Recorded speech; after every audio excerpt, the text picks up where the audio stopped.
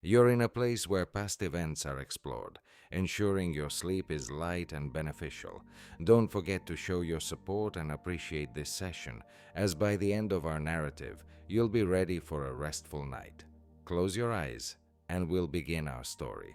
Today, we'll discuss the emergence of Christianity, a religion that significantly impacted the history and culture of the world.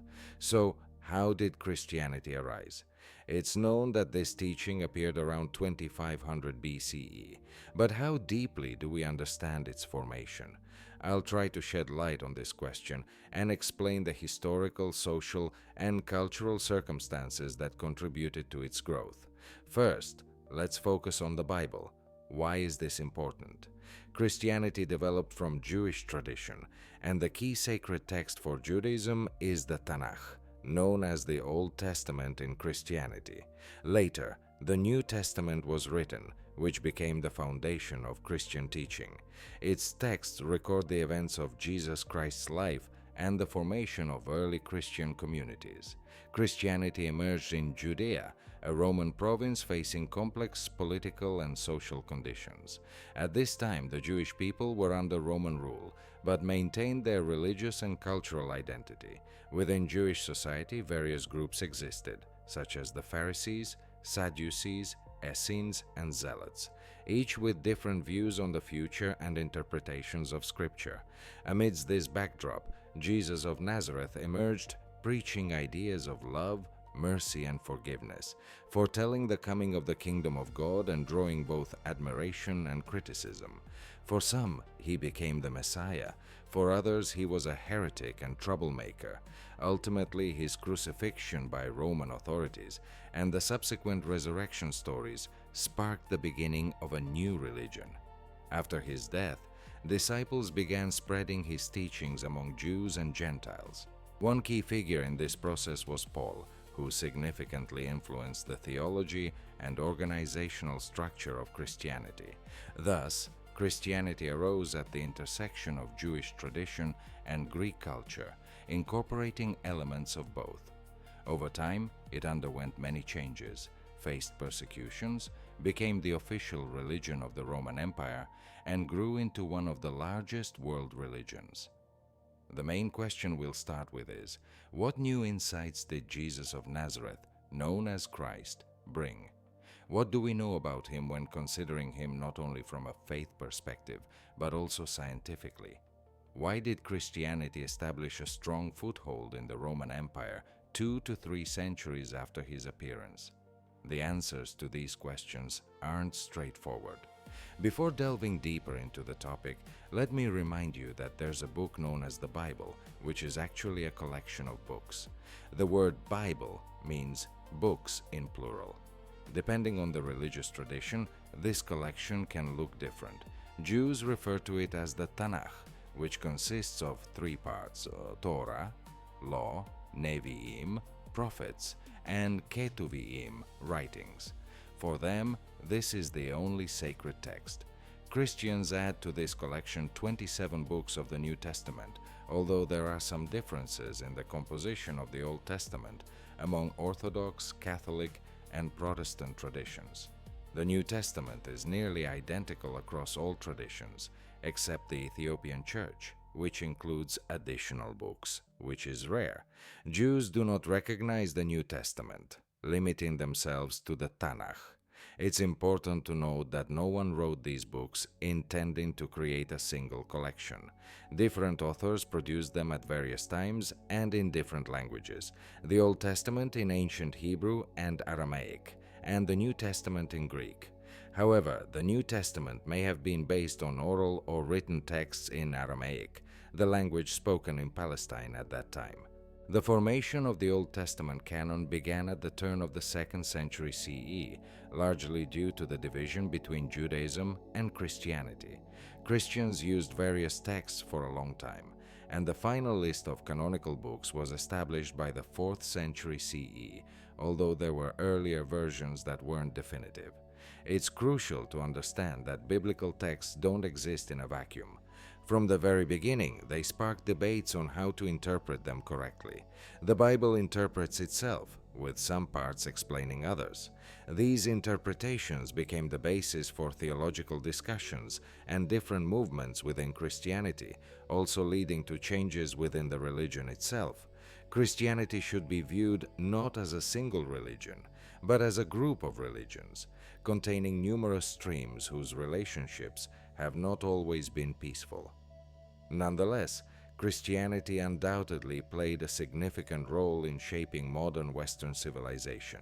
We'll discuss what preceded Christianity in the lands where it emerged, the ideas Jesus introduced, and why his teachings spread so quickly throughout the Roman Empire. We'll rely on hypotheses and assessments since there are no definitive answers to these questions. The New Testament is a collection of books that includes 4 Gospels.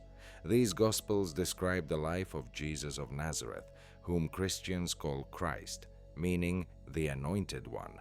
Besides the Gospels, the New Testament contains the book of Acts of the Apostles, the only work that details the earliest apostles and their activities, including how they preached and established the first Christian communities. The New Testament also contains 21 letters, 14 of which belong to the Apostle Paul. Some books, like the letters of other apostles and the Revelation of John, describe mystical visions about the end times and have complex interpretations, where interpreters sometimes see parallels with historical events. This is a brief overview of the New Testament structure. However, it's essential to understand that Christianity didn't arise in isolation. It developed in a world where complex traditions and cultures already existed, significantly influencing the new faith. The most significant of these influences were Judaism, as well as Hellenism and the Roman Empire, which we'll discuss later. Judaism, as a religion, became foundational for Christianity. The first Christians viewed themselves primarily as part of the Jewish people. We can see Christianity as a continuation of Judaism, but with new emphases. Unlike other world religions, Christianity doesn't claim to be a completely new teaching. Instead, it offers a new perspective on the faith that existed among the Jews, with a correct interpretation of the same teachings. Given that Jesus Christ, being a Jew from Nazareth, didn't come to destroy Judaism but to clarify faith and teaching, let's take a deeper look at Judaism. The foundations of this religion trace back to the ancient covenant when God called Abraham to bless all nations through him and his descendants. The Lord proclaimed, "You will be a blessing for all the nations of the earth." This concept initially encompassed not only the people of Israel, but all humanity. This is the essence. Judaism. Through the chosen people, God conveys blessings to the whole world. Jews were the first to accept the teaching of one God, unlike other nations that worshipped many deities. The belief in God, the creator of all that exists, who grants life to everyone, laid the foundation for many religious doctrines, including Christianity. The significance and complexity of this idea emerge from the fact that Jews didn't see their mission as solely for themselves, but as a calling to serve the entire world. They were not just a chosen people, but also responsible for transmitting God's revelation to others. This understanding of Israel's role in human history was intricate yet vital. Christianity didn't reject this teaching, but continued its development. Jesus didn't come to abolish old traditions. He aimed to show how to follow this teaching correctly. He wasn't against Judaism, but was its true representative, here to correct misunderstandings and offer new insights into old teachings. Thus, Christianity arose not in a vacuum, but on the basis of existing religious traditions, which, despite their uniqueness, were closely linked to surrounding cultures. It emerged at the intersection of these great traditions, absorbing elements of Judaism, Hellenism, and the Roman Empire. Together, they created a unique environment for a new religious idea that would later have a colossal impact on the entire world. Among the key aspects of the Old Testament ritual was the concept of sacrifice. As exemplified by Abraham, a sacrifice isn't just a ritual. It symbolizes a person's readiness to give up their most valuable possession. God asked Abraham to offer his son as a sacrifice, a true test of faith. since in that culture, a child is a continuation of life and one's closest person. However, at the last moment, just as Abraham was ready to carry out this act, an angel stopped him, indicating that it was a test. This underscores an important thought. God doesn't demand human sacrifices, but the willingness to give everything symbolizes devotion. This symbolism persists in other sacrifices, such as sin offerings. When a person brings a sacrifice as an expression of repentance for their actions, murder, theft, lies, they seek God's forgiveness. However, this wasn't a mechanical execution of rituals. Genuine remorse was crucial. If a person continued to sin without changing their behavior, the sacrifice lost its meaning. Additionally, there were other types of sacrifices: thank offerings, where a person brought a gift for blessings, and votive sacrifices, where someone promised something to God in exchange for a wish fulfilled or rescue from trouble. Thus, the act of sacrifice was a multifaceted process, symbolizing various aspects of human relationships with God, from repentance and forgiveness to gratitude and fidelity. However, the most critical part of all these actions was faith that this wasn't merely a ritual, but a process of drawing closer to God. In this context, the law and rituals weren't ends in themselves, but served as guides on the right path to God. The laws of the Torah represented teachings and instructions for life. By observing these laws, people aspired to perfection, holiness, and closeness with God. When the Israelites settled in the Promised Land, the process of sacrifices became more organized. A temple emerged where daily rituals, morning and evening sacrifices were conducted. In this temple, offerings came not only from individuals but from the entire nation, represented by priests. This became part of both state and spiritual life. It's important to note that in this system, laws and rituals were inextricably linked to ethics. Without ethical norms such as do not kill or do not steal, sacrifices would lose their significance. The example of the prophet Isaiah shows that if a person offers a sacrifice but continues to live in sin, God won't accept that sacrifice, and they won't achieve inner harmony. Ethics and ritual manifested not only in the physical execution of sacrifices and rites, but also in people's attitudes toward one another and the surrounding world. True sacrifice always came from the heart, sincere repentance, and a desire for improvement.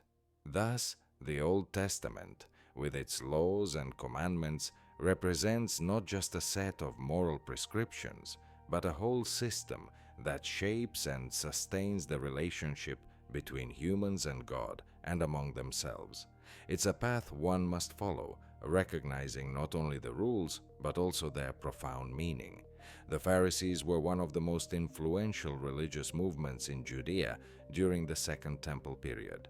Unlike the Sadducees, who worked with priests and managed the temple, the Pharisees were closer to the intelligentsia. They believed that a connection with God was possible not only through temple rituals, but also through adhering to the law. For them, studying the Torah and fulfilling commandments in daily life was essential. The idea of a covenant with God held a central place in their beliefs. The covenant represented a unique relationship between Israel and God, a sort of contract confirmed by the observance of commandments. Even sacrifices in their eyes were not merely acts of offering but renewals of this covenant. In this context, any meal accompanied by prayer and observance of commandments became an act of worship.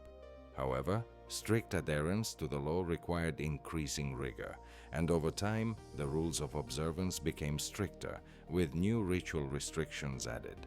For instance, it became forbidden not only to eat meat and dairy together, but even to store them on the same table. Later, these strict rules were adopted by traditional Judaism. In some communities, even dishes for meat and dairy had to be separate, and kitchens were divided into two parts. However, this approach carried a risk. Excessive attention to ritual details could distract from the true meaning.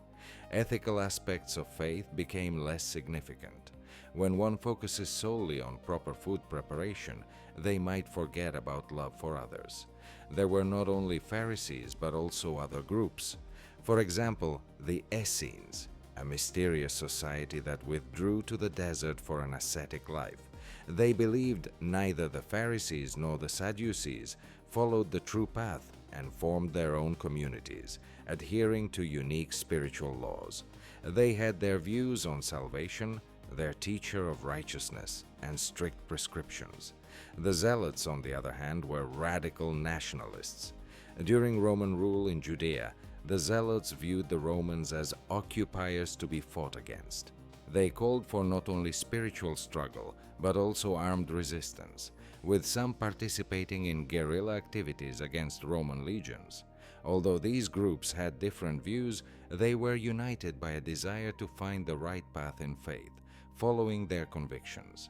Judaism developed in the context of a much broader culture. In the 3rd century BCE, Alexander the Great conquered vast territories, spreading Greek culture.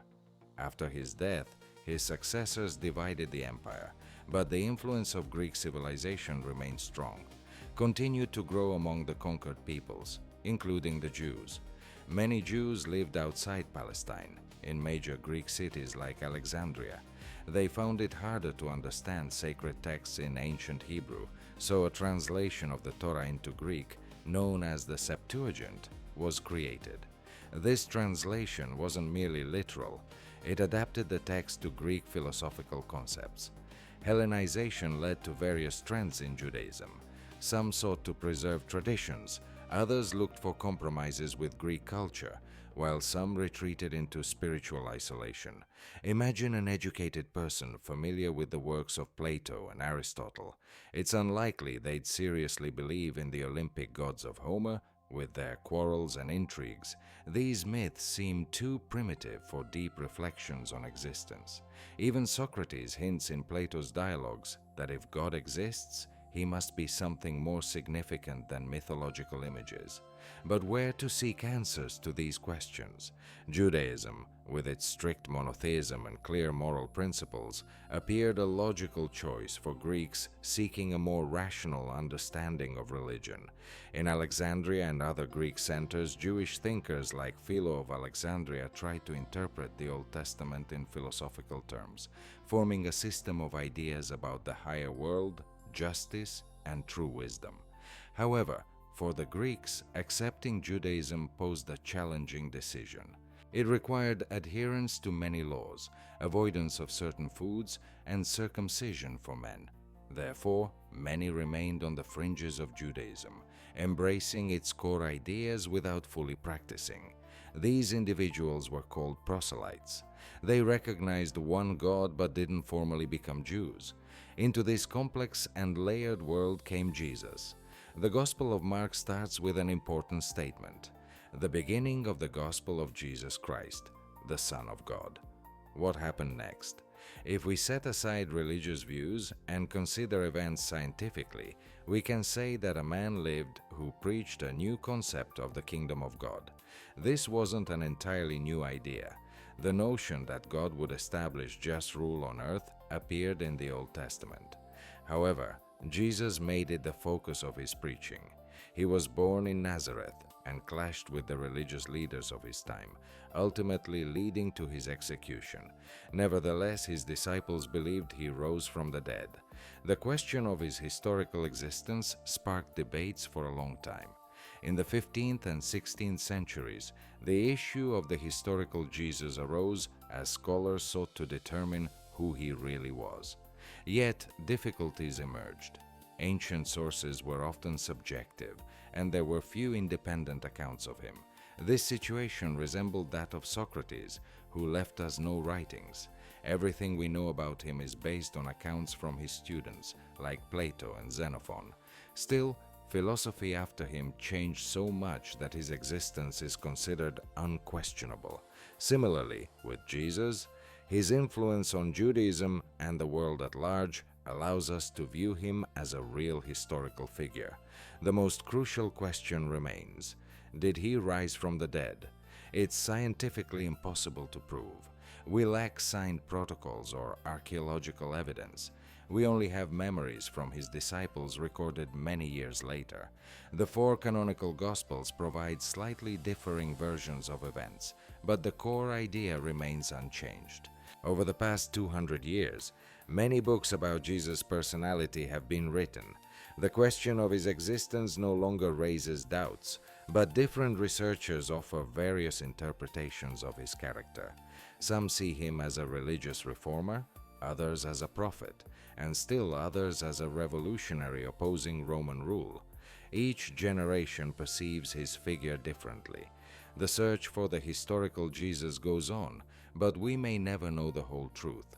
Only texts created by his followers remain, along with the influence he had on the world. This influence is undeniable, and it led to the emergence of Christianity, a religion that spanned vast territories and changed the course of history in just a few centuries.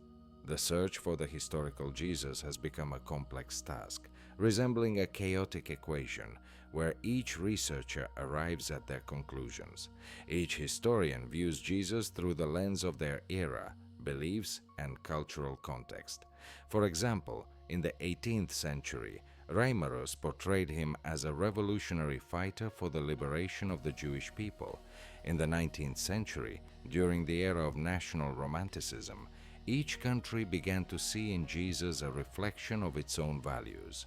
However, by the mid-20th century, it became clear that such methodology had reached its limits. New approaches were needed. That's when two ideas emerged that significantly changed the study. The first idea belongs to German theologian Rudolf Bultmann and is called demythologization. He claimed that the gospel texts contain mythological elements, but myth, in this case, isn't a lie. It's a special way of explaining reality. He argued that angels and demons in the Bible aren't supernatural beings but symbolic images reflecting inner spiritual processes. He also interpreted miracles, including the resurrection, not literally, but as poetic expressions of the disciples' experiences. For instance, the resurrection of Christ meant that his influence and teachings continue to live in the hearts of followers. The second idea emerged after World War II, when it became evident that the Holocaust and anti-Semitism couldn't be separated from the history of Christianity. The tragedy of mass extermination of the Jewish people arose from people emerging from the Christian tradition. This event changed the perception of Jesus' figure. Scholars and theologians began to emphasize his Jewish origins, noting that he was born, lived and thought as a Jew, spoke Aramaic, and followed the laws of Moses. A new phase in the study of the historical Jesus began, viewed in the context of his culture. This approach opened many new ideas. For example, the Our Father prayer, in its Greek version, sounds quite complex and cumbersome. However, in Aramaic, it consists of just two simple words, Abuna de Bashmaya, which translates to Our Father, who is in heaven. This suggests that Jesus' speech was much more vibrant and accessible to people than later interpretations. In the 18th century, efforts began to systematize all research. In the United States, an academic circle formed to distinguish between the true words of Jesus and subsequent additions. They used an interesting color-coding method: red for exact sayings, pink for probable ones, blue for unlikely, and black for those that might have been invented later. However, a question arises. On what basis were these conclusions drawn? We lack independent sources that could confirm or deny Jesus' words. There are no interrogation records, and archaeological findings from Pontius Pilate are absent. All we have are texts written by his followers. Researchers started searching for criteria to separate the authentic words of Jesus from later interpretations. One such criterion became the principle of double dissimilarity. He claimed, if a statement doesn't align with traditional Judaism or the teachings of the early Christian church, yet sounds plausible, it likely belongs to Jesus. A vivid example is the Sermon on the Mount, which doesn't completely fit within Jewish law or church dogmas. This unique teaching confused both Pharisees and early Christians, probably indicating its authenticity. Thus, the study of the historical Jesus turned into a complex intellectual process, with each new method raising new questions. Despite the challenges, one can confidently assert that Jesus truly lived, and his teachings significantly impacted history. The investigation of the historical Jesus became a complicated endeavor, as scholars aimed to separate actual events from later interpretations. One of the critical questions was identifying those moments that genuinely occurred amid numerous additions and theological reflections.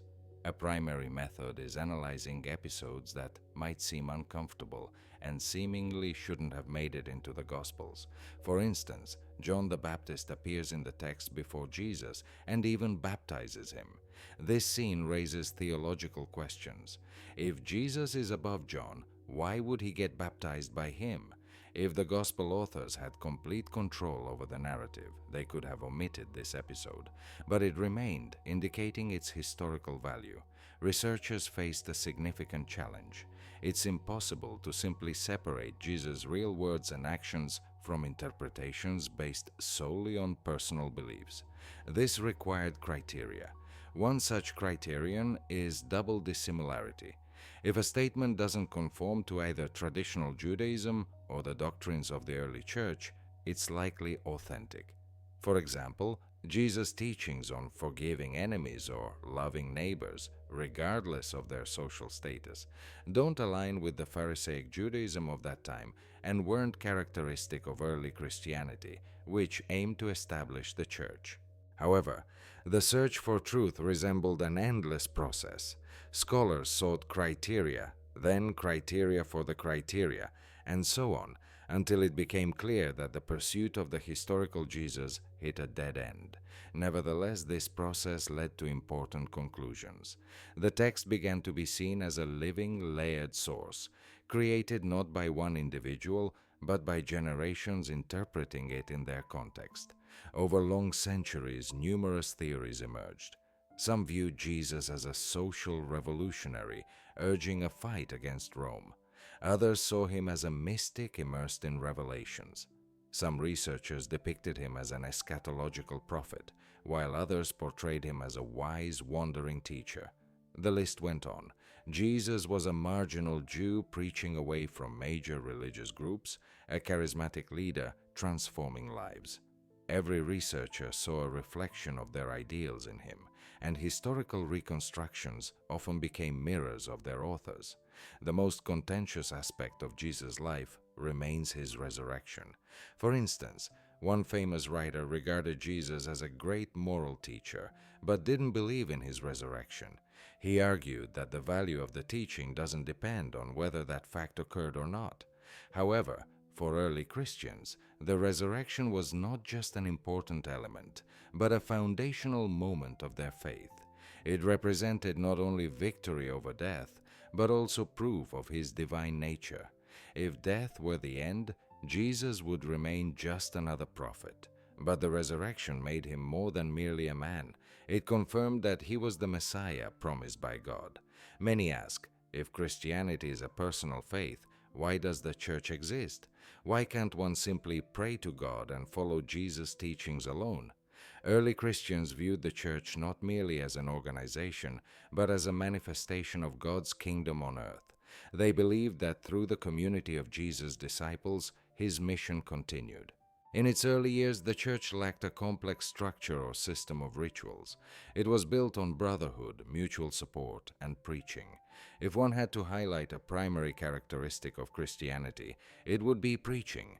Everything starts with the disciples going into the world and bringing the message of Christ, even to places where they aren't welcomed. This is the fundamental principle. Faith is transmitted through words, fellowship, and the living transmission of knowledge. That's why Jesus' last instruction to his disciples concerned not rituals or prayer, but mission. Go, teach all nations, baptizing them in the name of the Father, the Son, and the Holy Spirit. Christianity wasn't intended as a closed doctrine or secret sect. Its essence lies in sharing knowledge and bringing light into the world. That's why, despite 2,000 years of debates, criticisms, and searches for the historical Jesus, his teachings continue to thrive. The Christian preaching carried forth into the world. The idea of forgiveness and reconciliation became one of the key and most relevant concepts. By that time, there were already high moral teachings, such as the philosophy of Socrates and the teachings of Buddha, which, although far from the Roman Empire, significantly influenced the search for spiritual truths.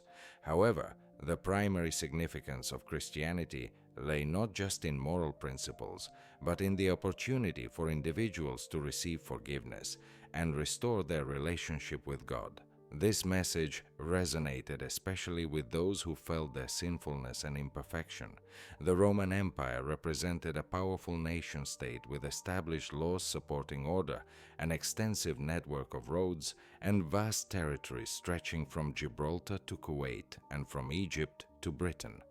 In this context, Christianity didn't oppose the state, nor did it seek uprisings or national liberation, unlike the Pharisees and Zealots, who tried to combat Roman rule. Paul, for example, asserted that all authority comes from God, emphasizing the necessity of order, which was preferable to anarchy rather than the idealism of individual rulers. Roman religion was primarily state-oriented and included traditional sacrifices to Jupiter and rituals maintaining stability in ancestor spirit worship. Romans also easily adopted the deities of other peoples, adapting them to their needs. During the Hellenistic era, the religious practices of Greeks and Romans intertwined to such an extent that distinguishing them became challenging. Nevertheless, the old traditional religion no longer sparked much enthusiasm. Common people continued to turn to local gods for luck and protection, but interest in mystery cults, such as the cult of Dionysus or the Egyptian Isis, significantly grew. Against this backdrop, Christianity appeared strange and incomprehensible. A doctrine based on the execution of a man who was a slave provoked mockery among Romans. In Roman catacombs, graffiti depicting a crucified donkey with a caption about some Alexamen was found, indicating a mocking attitude toward Christians. To Romans, religion needed to be spectacle and grandeur, while here the cult of a crucified criminal was preached. Christianity presented Romans with a difficult choice.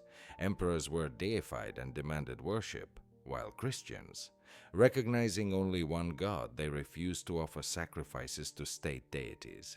This became not just a religious issue, but a political one. Refusing to honor the emperor was seen as a sign of disloyalty. Even Romans realized that not every emperor, especially ones like Caligula or Nero, deserved divine status. However, the very act of not participating in state rituals looked suspicious. Christianity continued to grow, despite mockery and persecution.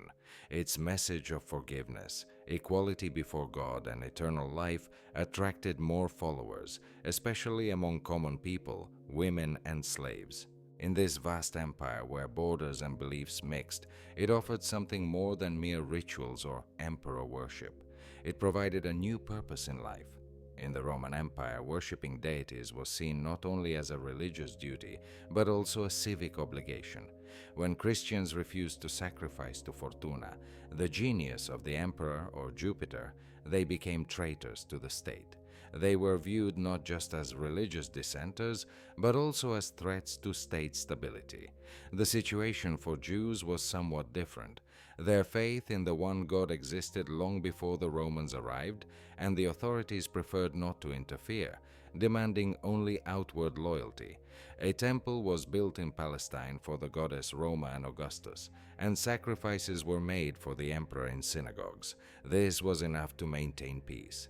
Christians couldn't take advantage of such a compromise, as they lived in lands where Romans arrived with established traditions and lacked a recognized religion. This created serious issues. Nonetheless, Christianity began to spread. The apostles went to preach, mainly in synagogues. Their audiences included two groups: Jews and so-called God-fearers, proselytes interested in Judaism but unwilling to follow its numerous ritual requirements. It was among these that Paul's teachings about salvation through faith rather than law observance resonated. Paul succeeded especially due to his education. He spoke the language of philosophers, making his arguments understandable to the educated elite. Furthermore, Christian communities successfully integrated into urban associations based on professional, religious, or ritual interests. In these associations, people helped each other, shared meals, and engaged in joint activities. Christianity offered a similar structure, a community where everyone was united, supported each other, and cared for the weak, making the new faith especially appealing. Another important reason for its success was the idea of social equality in Christianity. At that time, strict stratification existed: patricians, plebeians, slaves, clients, and patrons. Everyone had their place. Christianity proclaimed that all are equal before God. Slaves could see themselves as brothers to their masters, while the nobility could accept the idea of brotherhood in Christ without disrupting social order. This allowed for expressing dissatisfaction with the existing system without threatening it directly. However, relations with Judaism began to deteriorate rapidly. After the temple's destruction in 70 CE, Romans imposed a tax on Jews and denied Christians the right to consider themselves part of Judaism. As a result, they found themselves outside the law, losing the status of neither Roman religion nor official recognition. This only heightened their conflict with authorities. Just 30 or 40 years after Jesus' crucifixion and resurrection, Christianity ceased to be a mere sect within Judaism. It became an independent religion with a new understanding of the law of salvation and God. So, why was Christianity so successful?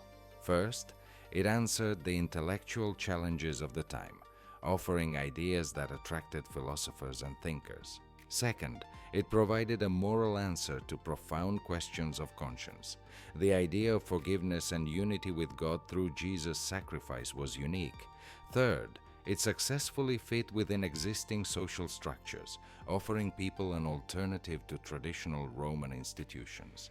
Over time, Christianity would emerge from the shadows, surviving persecutions to become the official religion of the Roman Empire. At the time of Christianity's emergence, the Roman Empire was a vast state with unified laws, roads, and currency, akin to the modern European Union, but with an emperor holding absolute power. Within this immense entity, a new structure formed: the Christian Church, which absorbed principles of Roman administrative organization from the very beginning. Initially, Christian communities naturally fit into the Roman tradition of collegial associations based on professional, religious, or other interests. This allowed Christians not only to maintain unity, but also to avoid excessive attention from the authorities. However, over time, Christian communities began to develop their own governance system.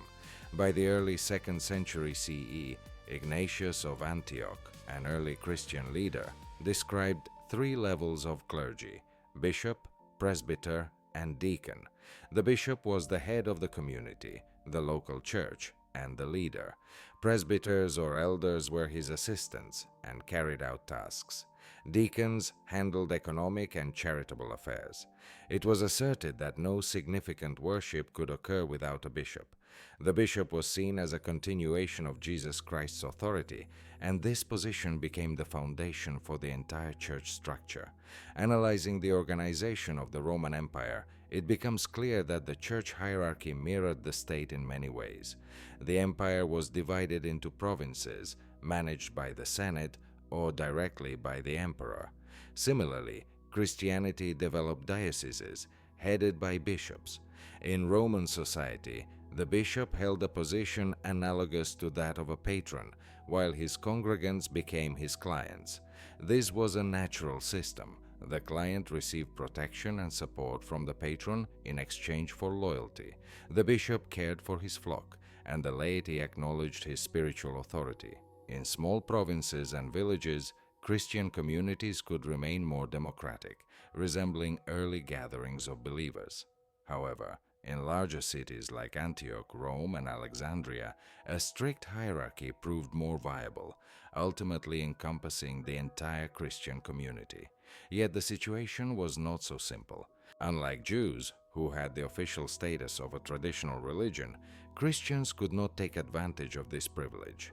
They refused to sacrifice to the emperor and Roman gods, which in the eyes of the authorities made them poor citizens and even traitors. The first serious legal measures against Christians were taken under Emperor Trajan. The governor of Bithynia, Pliny the Younger, wrote to Trajan, reporting that the number of Christians in his province was increasing. He sought guidance on how to deal with them. Trajan's response became foundational for the future policy of the empire toward Christians. He advised that one should not actively hunt Christians to avoid unnecessary tension. However, if someone reported a Christian, it was necessary to verify if he truly professed the forbidden faith. If a Christian renounced his faith and sacrificed to Roman gods, he would be forgiven. If he refused, he faced execution. Thus, Christians were given a choice: either publicly renounce their faith or become martyrs. During this time, the execution of Christians became commonplace, although it lacked a systematic approach. They were persecuted, but not specifically targeted for destruction. Despite the oppression, Christianity continued to grow. By the 3rd century, it had reached a significant portion of the empire's population. Why did it survive when other religious movements faded? First, the idea of a single God and forgiveness of sins were new and powerful concepts. Romans were used to many gods, but Christianity offered not only belief in one God, but also the possibility of personal salvation. Second, it provided a simple and clear moral code, unlike the complex rituals of traditional Roman religion, emphasizing love for one's neighbor and equality before God. Third, Christianity was actively preached. Apostle Paul and other early leaders not only spread their faith, but also used rhetoric that resonated with educated society.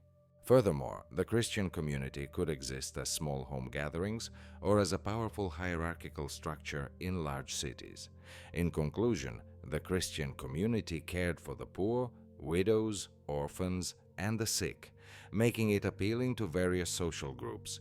Christianity not only survived under the Roman Empire, but adapted to its structure. It adopted the Roman administrative model, offered society a new ethical system, and created a strong structure that persisted even after the fall of the empire itself. Persecutions only strengthened the Christians. By the 4th century, under Emperor Constantine, Christianity became the official religion of Rome, changing the course of history.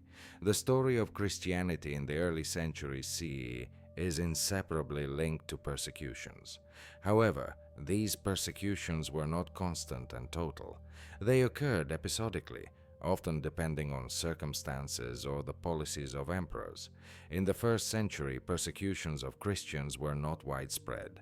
Major conflicts arose not so much from Roman authorities, but from representatives of other religions who saw Christianity as a threat. However, in 64 CE, under Emperor Nero, a significant event occurred. When a terrible fire engulfed Rome, Nero, needing scapegoats, blamed the Christians. Brutal and public executions began, yet these persecutions were more local in nature. The situation changed in the early 2nd century when Emperor Trajan issued a decree. In response to the governor of Bithynia, Pliny the Younger, asking how to deal with Christians, Trajan replied that they shouldn't be specifically sought out. However, if someone was accused of being a Christian, they should be offered the opportunity to sacrifice to the gods. If they agreed, they were released. If they refused, they were executed. Thus, Christianity was declared illegal as a religion that did not recognize the worship of Roman gods. This document effectively established the status of Christians as a persecuted group for the following 2 centuries.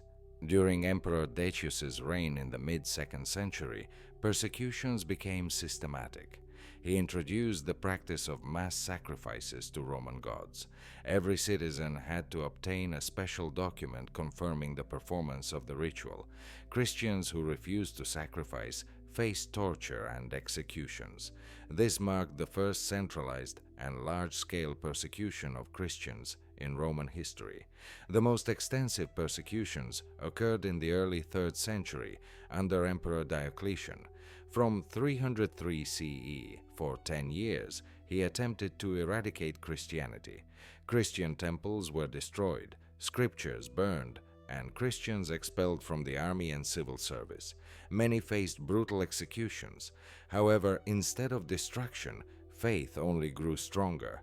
Christianity continued to spread, and martyrs became saints, inspiring believers. In 313 CE, the situation radically changed. Emperor Constantine, realizing that Christianity couldn't be eradicated, decided to use it to his advantage. The Edict of Milan officially legalized Christianity, allowing free practice of this religion. Later, under Emperor Theodosius I, Christianity became the state religion of Rome, ending the era of persecutions. Persecutions of Christianity in the Roman Empire were uneven and depended on the political situation. They began spontaneously, as in Nero's case, then took on an institutional character under Trajan and Decius, reaching a peak under Diocletian. Despite all efforts to eradicate Christianity, it not only survived but became the dominant religion of the Roman Empire. During the late Roman Empire, one of the most popular religions, especially among soldiers, was Mithraism. Its roots trace back to ancient Persian beliefs, but in a Roman context, this cult took on unique characteristics, adapting to the cultural conditions of its time. Mithras, the central figure of this cult, was revered as the son of the sun god, conqueror of evil, and defender of good. One of the key legends of Mithraism stated that Mithras defeated a sacred bull, symbolizing wild nature, sacrificed it, thus opening the path to salvation. In this myth, you can notice some similarities with Christian teachings. Mithras, like Christ, is a divine son who conquers evil and sacrifices for humanity's salvation. Despite these external analogies, Mithraism remained an independent religion with no direct connection to Christianity. Unlike other Roman cults, Mithraism had a complex organization and ritual practice.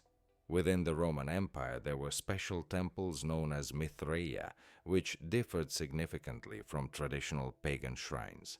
While ordinary temples served for worshipping statues of gods and were only open to priests, Mithraea were closed spaces for communal gatherings, resembling synagogues or Christian churches. Initiation rituals, mysteries, and communal meals were held in these places. Mithraism also had a system of initiations consisting of 7 degrees, in contrast to Christianity, which distinguished only 3 main levels: catechumen, believer, and priest. This offered its followers greater opportunities for spiritual growth and advancement within the community. Moreover, Mithraism included a number of sacraments, about which not much is known, but their existence is confirmed by archaeological finds and ancient texts. The religion of Mithras enjoyed particular popularity among Roman legionaries, as its ideals of courage, discipline, and loyalty resonated with soldiers. Every legion had Mithraea, and most followers of this cult were military personnel. However, this could be one of the reasons why Mithraism couldn't compete with Christianity. Firstly, Mithraism was predominantly a male religion, and mentions of female followers are almost absent. Secondly, its spread was mainly limited to the military environment, while Christianity sought from the start to encompass a broad range of people, including women, children, and slaves. Another key difference was the concept of salvation and personal communication with God. Christianity emphasized forgiveness of sins and the opportunity for each person to attain eternal life through faith. In Mithraism, The focus was on honoring the divine hero, but there was no concept of personal salvation and redemption. This made it less accessible and appealing to a wider audience. Despite its popularity, Mithraism never became the leading religion of the Roman Empire. It didn't face opposition from the state, as Christianity did. Christianity faced historical challenges and lacked martyrs, which weakened its resilience. With Constantine's rise to power and the legalization of Christianity, Mithraism began to fade away. Another competitor was Manichaeism, founded by the prophet Mani in the 3rd century. This religion combined elements of Christianity, Zoroastrianism, and Buddhism, forming a complex dualistic doctrine about the struggle between good and evil. Manichaeism spread from the Roman Empire to China, but its strict asceticism and clear division of the world into good and evil made it hard for the masses to accept. Unlike Christianity, which taught the reconciliation of spirit and flesh, Manichaeism demanded a complete denial of the material world, limiting its followers. Ultimately, Christianity became the dominant religion of the Roman Empire. It offered universal salvation for everyone, regardless of gender or social status. Its strong organization supported the ideas of mercy and forgiveness, making it attractive to a broad audience and allowing it to become the leading faith of European civilization. After Christianity was recognized as the state religion of the Roman Empire, a new era began, the era of the Christian Empire. However, the journey wasn't straightforward. Soon after Constantine, Emperor Julian, known as the Apostate, attempted to revive paganism, but his reign was brief. The next significant ruler, Theodosius I, a devout Christian, banned pagan cults, closed temples, and established Christianity as the official religion. But one state religion wasn't enough. There needed to be clarity about what Christianity should be. While the faith remained persecuted and underground, the persecutions helped select true believers. Those seeking profit couldn't last long in such conditions. However, when Christianity became the state religion, the church faced an influx of people who didn't always believe sincerely and sometimes sought benefits. During this time, biblical texts were actively rewritten to make them accessible to the public. Important manuscripts like the Alexandrian, Vatican, and Sinai codices survived from Constantine's era. Besides spreading the scriptures, the church needed to establish a unified doctrine, as various trends and views had already emerged within it. Even before Constantine, theologians tried to create a single doctrine.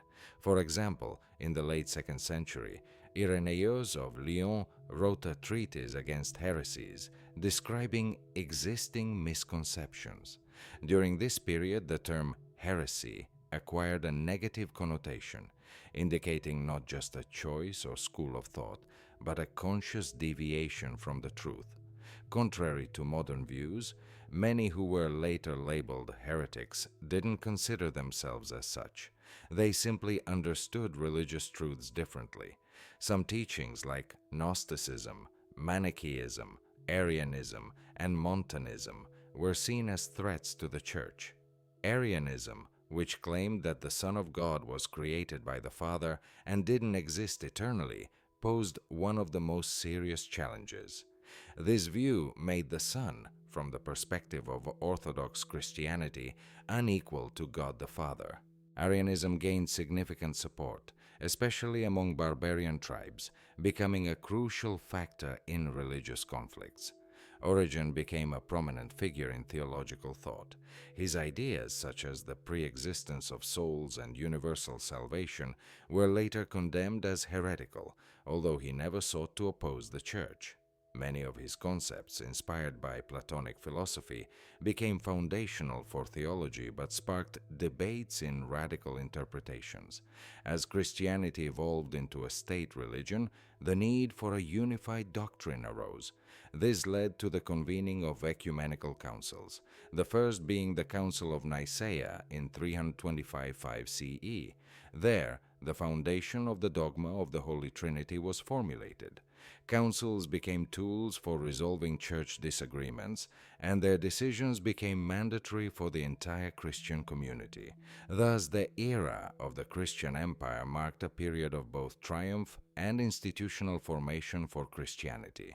A faith that once faced persecution became the leading ideology of the state, necessitating strict definitions of dogma and the fight against heresies. This led to the establishment of the Christian tradition as we know it today. After Christianity was affirmed as the main religion of the Roman Empire, the Church faced a new challenge: organizing its administrative structure. While Christianity had previously been a persecuted underground religion, it was now becoming part of the state system. This meant that dioceses, bishops, and presbyters had to exist not just autonomously, but integrate into the power structure, interact with imperial officials, and essentially create their mini-empire within a vast state. There arose a need for a unified church administration, requiring councils where bishops discussed key issues of doctrine and church governance. The assembly we consider represents an important event. Who organizes it? Who establishes its authority? Who is responsible for implementing the adopted decisions? In this process, the emperor plays a crucial role. He becomes a sort of moderator, inviting bishops, controlling discussions, and ensuring state authorities enforce decisions. This is extremely important. If church rules and teachings are accepted by bishops but not supported by the emperor, they remain mere words. However, when the emperor approves them, they become law. This gives the church significance, transforming it from a parallel structure to an integral part of the state. It's interesting to consider the influence of philosophy on Christianity. For instance, Stoicism teaches self-control, patience, and tranquility during tough times. The most famous Stoic among Roman emperors was Marcus Aurelius, who, although not a Christian, showed tolerance toward the faith. Unlike Christianity, Stoicism wasn't a religion, but rather a set of ethical norms and life views. Nonetheless, many Stoic ideas found resonance in Christian asceticism, which teaches contentment with little, limiting desires, and striving for spiritual perfection. While Stoicism influenced Christians' lifestyles, Platonism proved more significant philosophically. Plato's ideas formed the basis for understanding Christian dogmas. For example, the concept of a divine world of ideas and an imperfect material world aligned well with Christianity. The heavenly realm is considered perfect, while life on earth is merely a temporary stage. Therefore, the language of theology developed in Platonic terms. One of the key moments in establishing Christianity as a state religion was the First Ecumenical Council convened by Emperor Constantine in 325 CE in Nicaea, near Constantinople. The main topic of discussion was the Arian controversy, which claimed that Christ wasn't equal to God the Father, but rather a created being, albeit the most perfect one. This issue was extremely important. Recognizing that the Son of God wasn't equal to the Father could undermine the uniqueness of Christianity, reducing it to one of many mythological religions with a hierarchy of gods. Christianity asserted that God is one in three persons: the Father, the Son, and the Holy Spirit. Therefore, the Council affirmed the dogma of the consubstantiality of the Son and the Father, and developed the Creed, a brief text that outlined the basics of Christian teaching. Another significant decision was establishing the date for Easter celebration. This might seem like a less critical theological issue, but it was very relevant in practice. Earlier, different Christian communities celebrated Easter on different days. It was decided that the holiday would be observed on the first Sunday after the first full moon following the vernal equinox, a system still in place today. Another important theological question became understanding the nature of Christ. Was he God, man, or both simultaneously? If Christ was God taking human form, it would resemble ancient Greek myths where gods sometimes appeared as humans. However, in that case, his suffering on the cross wouldn't have genuine value, since God cannot suffer. Conversely, if he was merely a man, How could his miracles be explained? Theologians concluded that Christ had both human and divine natures. He lived a full human life, experiencing joy, fear, pain, and doubt, yet remained one with God. This question continued to spark debates. In 381 CE, the Second Ecumenical Council convened in Constantinople, refining the Nicene Creed, ultimately confirming the doctrine of the Holy Trinity and condemning Arianism. However, this did not end theological discussions. In the 5th century, a new debate emerged. If Christ was both God and man, how do his divine and human natures relate? Some argued that two distinct natures exist within him, while others believed he had one single nature, where the human dissolved into the divine. In 451 CE, the Council of Chalcedon formulated the concept that Christ has one person in two natures, divine and human. This became a definitive point in dogmatic disputes, although not all churches agreed with this resolution. Armenians, Copts, and Syrians, for example, felt these issues weren't critical and refused to sign the dogmatic formulas. It may seem that disputes about the number of natures of Christ and their naming are overly complex and far removed from real life. However, these theological questions largely shape the Western understanding of humanity. If God became a complete human, it signifies that human nature has immense value and isn't merely imperfect. Ideas about the dignity of the individual and human rights originate from this. Additionally, the language of theology began to build on the logic of paradoxes. Christ is both God and man. The Trinity is one but consists of three persons. This principle later influenced philosophy and even science. For instance, quantum mechanics, where an electron behaves as both a particle and a wave, closely resembles similar theological contradictions. Thus, the formation of Christian dogma isn't just theologians debating, but a key stage in the development of European civilization. The Fifth Ecumenical Council, held in Constantinople in 553 CE, focused on issues of veneration of the Mother of God and combating various heretical teachings. It was definitively established that the Virgin Mary remained a virgin before, during, and after Christ's birth. Platonism was also condemned. Initially, the philosophical ideas of Plato were actively used by theologians, but then their influence was deemed excessive. Origenism, the teaching of theologian Origen, who lived in the 2nd century, was likewise condemned, although his ideas continued to captivate the minds of theologians.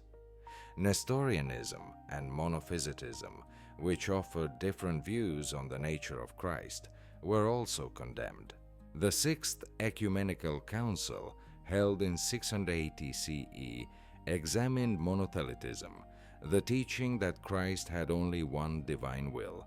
The council ruled that since Christ has two natures, divine and human, he must also have two wills. In Greek, there are two words for will: gnoma, will as a decision, and philema, will as a desire. Both must be present in Christ, human and divine. Otherwise, he couldn't truly be both God and man simultaneously. This logic significantly differentiates Christianity from other religions like Islam and Judaism. In Islam, it's simple: God is one and Isa is just a prophet. Christianity asserts a paradox. God becomes a man while retaining divine nature.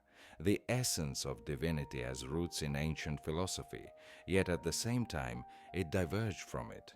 Ancient deities could temporarily take on human forms, but they never became humans in the full sense. That wasn't enough. Several decades later, the 5th and 6th councils were convened in 691 CE, which, although not considered ecumenical, summarized previous decisions.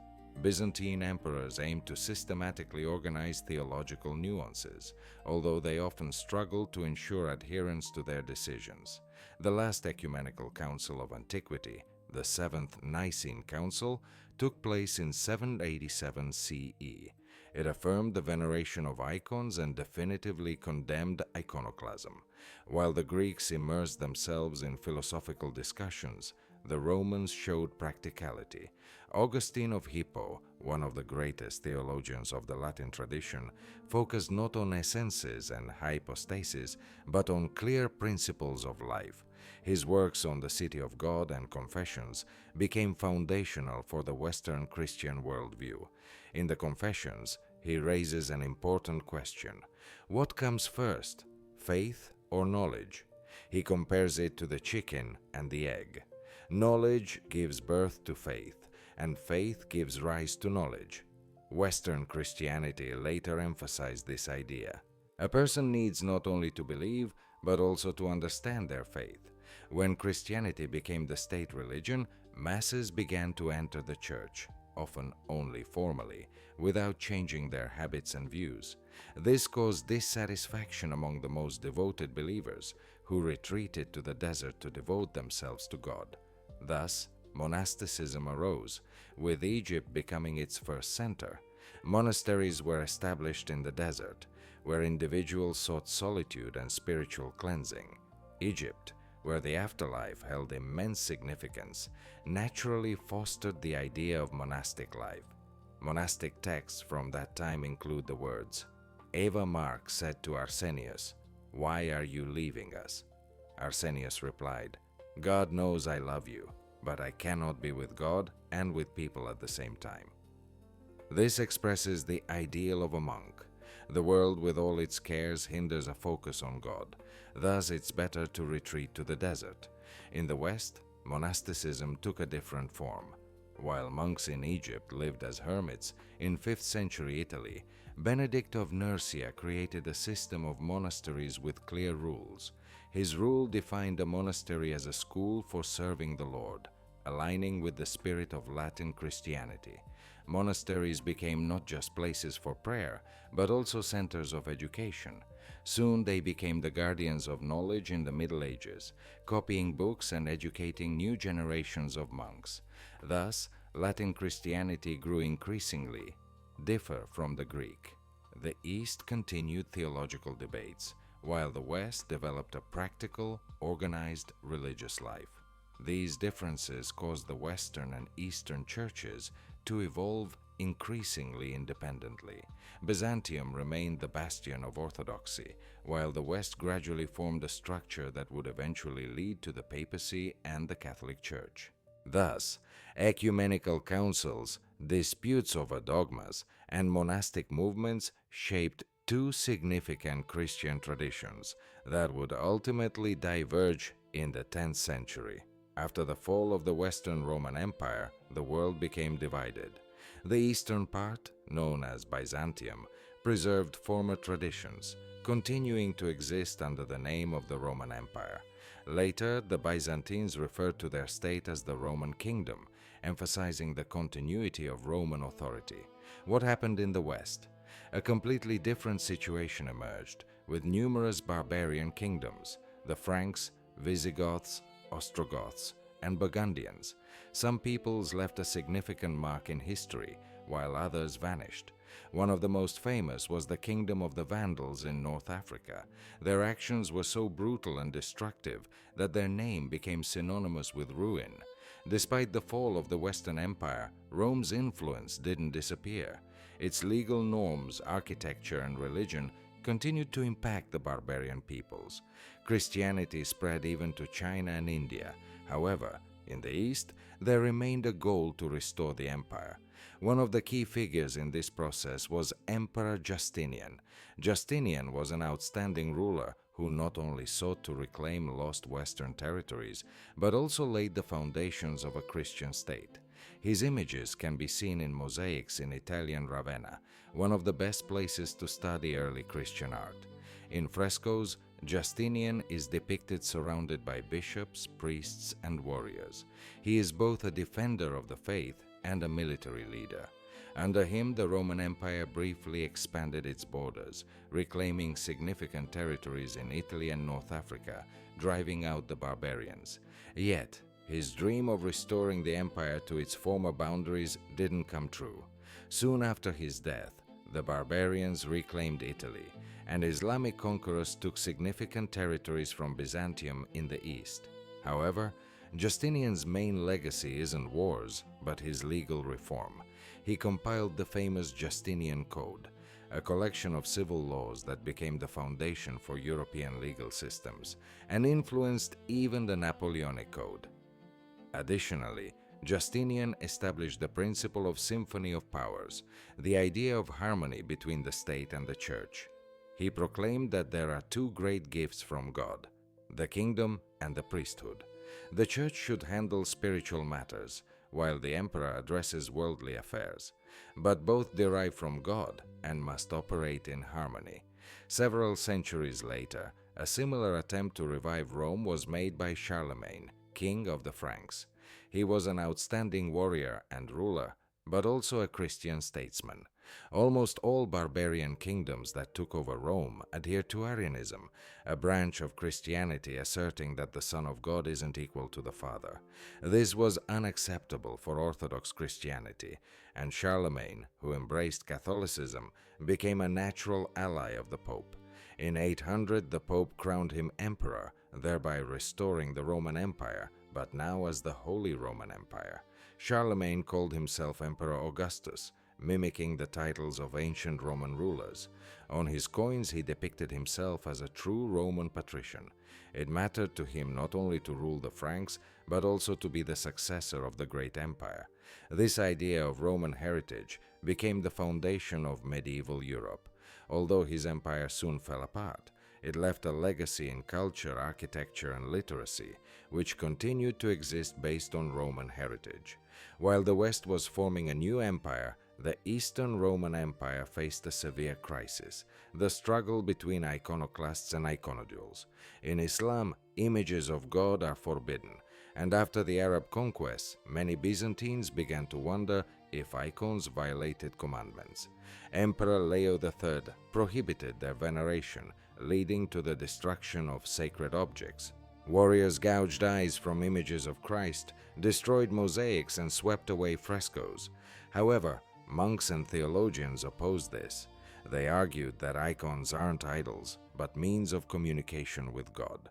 The Seventh Ecumenical Council finally legalized icon veneration, proclaiming, "The honor given to the image ascends to the archetype." The worshipper of the icon venerates the hypostasis depicted on it. From that moment on, icon veneration became a dogma of the Eastern Church. Changes in images became more spiritual, detached from reality. We trace the development of Christianity from the fall of the Western Roman Empire to the formation of new states. Byzantium tried to hold on to the empire, while Charlemagne sought its restoration. We examined crises like iconoclasm, the conflict of ideas, and the emergence of new principles of authority. Christianity not only survived difficult times, but also became the foundation of a new world. Next time, we'll discuss how the Middle Ages formed on this foundation. In popular culture, the Middle Ages appear in two forms: as a dark era full of brutality and superstition, or as a romanticized picture of knights, princesses, and dragons.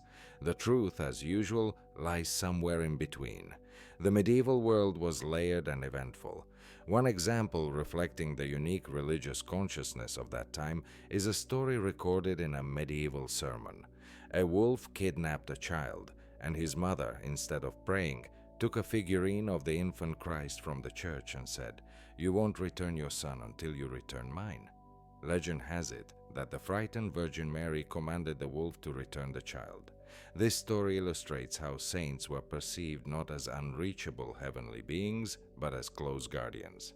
In 800, Charlemagne was crowned emperor, marking an alliance between the Catholic Church and the Frankish monarchy. However, soon his empire fell apart, leaving Western Europe fragmented into many kingdoms and feudal domains. While Byzantium remained a centralized state, the Church often became the only stable force uniting people in the West. Celtic Christianity, widespread in Ireland and Britain, had its peculiarities. There, monks could be married, and monasteries served not only as religious but also cultural centers. The legendary Saint Brendan went on sea voyages, preaching the faith among northern peoples. Even Old English texts contain translations of the Gospels into the local language, debunking the myth of Latin's total dominance in Catholic Europe. The period from the 10th to the 13th century became the time of the Crusades, which began under the pretext of liberating the Holy Land from Muslims. In reality, they had more complex reasons: the rise of papal influence, the struggle for control over trade routes, and internal conflicts among European countries. These crusades facilitated cultural and technological exchange, but also led to mass killings and destruction. During this time, universities actively developed in Europe. Townspeople and monks created educational centers where theology, philosophy, medicine, law, and natural sciences were studied. Here, traditions formed that became the foundation for the further development of European science. By the 12th century, Europe already had a clear class system, with nobles, clergy, and townspeople playing their roles. Art, literature, and science continued to flourish, while religion remained a significant part of life. Works like the Lindisfarne Gospel demonstrate how Christian tradition intertwined with folk motifs. Thus, medieval Catholicism became not just a religion, but a powerful cultural and social force that shaped Europe for centuries. By the 12th century, medieval Europe had undergone significant changes. For instance, luxurious prayer books, such as the Book of Hours of the Duke of Berry, reflected the worldview of that era. Society was distinctly divided. Castles belonged to feudal lords, peasants worked the fields, and monks served in monasteries. Miniatures depicted biblical scenes alongside sun symbols, zodiac signs, and mythological creatures. Christianity coexisted peacefully with pagan elements. Interestingly, in the Middle Ages, mythology was seen as part of reality. For example, the Epic of Beowulf describes heroes fighting monsters, yet this doesn't negate their Christian worldview. People regularly attended church, confessed, and shared legends in their spare time. Society was strictly organized into three estates: clergy, warriors, and peasants with craftsmen. Their relationships were based on mutual obligations. Peasants worked the land in exchange for protection from lords, while lords risked dissatisfaction from their subjects if they failed in their duties. These connections formed the basis of feudalism, a key element of medieval society. The church had its hierarchy, with the pope subject only to God, beneath whom stood cardinals, archbishops, bishops, abbots, priests, and monks. Monasteries held a central position in religious life and resembled vast complexes akin to Roman villas.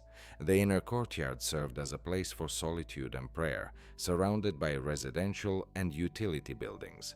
Monasteries were not just spiritual, but also cultural centers, preserving manuscripts, developing agricultural practices, and creating crafts. New varieties of wine, cheese, and medicines were developed here, explaining why many famous European products are named after monks. Monasteries attracted not only those seeking spiritual salvation, but also the aristocracy, who aimed to secure high-ranking clerics, bishops, or even cardinals for their families. Sometimes, a monastery became a refuge for women rejected by their husbands or scholars needing access to books and research. In the late medieval period, the Church underwent reforms, especially after Pope Gregory VI, who affirmed the supremacy of papal authority, imposing a strict hierarchy on the Church. These changes radically altered the face of the Catholic world, preparing it for future epochs. Thus, medieval Christianity wasn't a static dogma. It evolved, adapting to societal and cultural changes. A pivotal moment in history was the Great Schism in 1054, when the Christian world definitively split into Catholics and Orthodox. Previously, the Pope faced rivals among Eastern patriarchs, but their influence in the West vanished after the schism. The territory of the Catholic world, defined on the 12th century map, largely retained its borders to this day. Southern Italy, where Greeks then lived, became Catholic, and Hungary also identified as a Catholic territory. The boundary between Latin and Greek Christianity became the foundation for modern cultural and political divisions, including the borders of the European Union. Disagreements between Rome and Constantinople endured for a long time. The Pope and the Patriarch of Constantinople competed for influence and debated doctrines. In 1054, Pope Leo XII's envoy and Patriarch Michael Cerularius mutually excommunicated each other. Although Christians from both traditions continued to interact, they no longer viewed each other as one church. This rift solidified in 1204 when Crusaders captured and plundered Constantinople.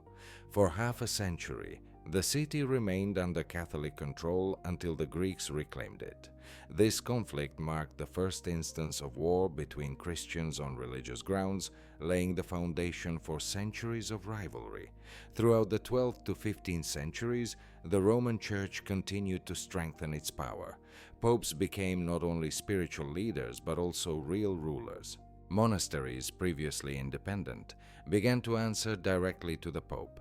The Cluniac Abbey became a reform center in monastic life, under the direct control of the Pope, serving as a model for other communities. The Cluniac movement aimed to purify monastic practice, combating excesses and corruption. Pope Gregory VI, author of a document on papal power, initiated reforms to subordinate secular authority to spiritual. He claimed the Pope had greater authority than kings and emperors. In the 10th century, a well-known confrontation occurred between the Pope and Holy Roman Emperor Henry I. The Pope excommunicated Henry, making him an outcast, incapable of ruling. Forced to submit, the emperor came to Canossa and spent 3 days begging for forgiveness, barefoot and in rags. This episode became a symbol of the papacy's victory over imperial power. An essential part of the reform was the fight against corruption in the church, particularly against the practice of simony, where church positions were sold, and the abandonment of celibacy. Previously, many priests lived in informal marriages without condemnation. However, after Gregory VI's reforms, celibacy became mandatory for all Catholic clergy. Now, priests couldn't pass on property to their children, strengthening the Church's control over wealth. Changes were also made to marriage norms. Previously, marriages were based on traditions and family agreements, but with the introduction of canonical norms, marriage became indissoluble, making divorces nearly impossible. Marriages between close relatives up to the 7th degree were prohibited, which for the aristocracy meant the need for careful spouse selection. These changes reinforced the family as the fundamental institution of medieval society. Thus, Gregory VI's reforms established the foundation of medieval Catholicism, with the Pope as the supreme authority and the Church as a crucial regulator of public life. These changes significantly influenced Europe's fate for centuries, creating a foundation for future conflicts and transformations. The year 1000 in Europe was awaited with great anticipation. Although the dating from the birth of Christ was inaccurate, many took it seriously. Many believed that 1,000 years marked a limit, after which the second coming of Christ and the onset of the heavenly kingdom would follow. In 1999, people, anticipating the end of the world, halted house construction. Fields were sown for the last time. However, when nothing happened, it became clear that life must go on, that changes were needed, and a more sustainable system had to be constructed. By that time, society had already stabilized a bit. Major invasions had ceased, national borders were defined, and production was slowly but steadily growing. In this moment, Pope Gregory VI emerged, a man with ambitious plans. He sought to solidify changes and create a solid foundation, resulting in reforms that affected not just the Church, but all medieval society. One of the key moments was the idea Constantine's gift, According to legend, Emperor Constantine gave Pope Sylvester I all the western lands of the Roman Empire, leaving them to establish Constantinople in the east. The document affirming this gift turned out to be a forgery, but it served as a justification for the claims of the popes to political power in Western Europe for a long time. Another significant topic became monastic orders. Previously, monasteries enjoyed considerable freedom, but starting with the Cluniac reforms, the Church decided to regulate their activities. The Cistercian order emerged as an attempt to purify the Benedictine traditions and return to strict asceticism. The Knights Templar appeared during the Crusades, protecting pilgrims and eventually becoming one of the wealthiest financial organizations, leading to conflict with French kings. The Carmelites chose a path of strict adherence to asceticism and prayer. Franciscans focused on poverty and preaching. Dominicans dedicated themselves to studying theology and combating heresies. Over time, the Church faced the issue of controlling its power. The French king began demanding that popes pay taxes, while the Roman popes tried to maintain their independence. As a result, the Pope moved to Avignon under French protection. This led to a schism. At the same time, two popes were elected, and then even a third. Eventually, all three were deposed, and a single pope was established, but this period left a significant mark. The Crusades became an important stage in the development of the medieval world. In 1095, Pope Urban II proclaimed the First Crusade under the motto, "God wills it." The goal was to liberate Jerusalem, which was under Muslim control. The Crusades promised complete forgiveness of sins, but behind the religious motivation lay economic and political interests. Knights sought new lands, peasants sought opportunities for enrichment, and the Church sought to strengthen its influence. The First Crusade was successful, but a century later, Muslims regained Jerusalem, and the campaigns continued. In 1204, instead of fighting Muslims, the Crusaders looted Constantinople, further distancing the Orthodox East from the Catholic West. The Crusades changed the face of Europe. They not only opened new lands, but also allowed encounters with other cultures. Through them, Europeans became acquainted with Eastern medicine, philosophy, and goods. This was a step toward a more developed society, which would eventually lead to the Renaissance. After the Crusades, the Knights Templar became the wealthiest organization, owning lands and banks across Europe. This displeased French King Philip IV, and in 1307 the Templars were accused of heresy. Grand Master Jacques de Molay was burned at the stake, and the order was dissolved. However, many historians believe this process had political motives. Another consequence of the Crusades was the strengthening of the Inquisition. The Church began to violently persecute heretics, such as the Cathars and Waldensians, and later those accused of witchcraft. Dominicans, becoming the main force of the Inquisition, actively eradicated any deviation from church dogmas. Thus, the 3 centuries became a period of significant changes. The Catholic Church transformed into a powerful force that dictated European politics. Wars, schisms, crusades, and struggles for power formed the foundation of the system inherited by Europe for centuries. In medieval Europe, chivalric orders became not only a military, but also an economic force. Members of these orders took vows of celibacy and poverty, which meant renouncing personal property. Everything belonged to the order. This contributed to the orders becoming powerful financial institutions of their time. One such order was the Hospitallers, later known as the Knights of Malta. After being expelled from the Holy Land, they settled on the island of Malta. In addition, there was the Order of the Holy Sepulchre, the Order of Bethlehem, and many others. In Spain, where the struggle against the Moors took place during the Reconquista, the Order of Santiago arose, named after St. James. At the same time, the Teutonic Order emerged in Germany, later aiding in the conquest of Baltic lands and the formation of the Livonian Order.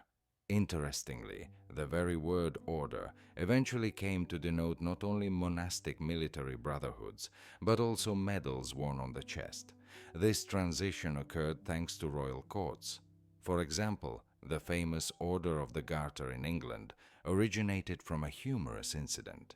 In the 10th century, King Edward II danced at a ball with the Countess of Salisbury.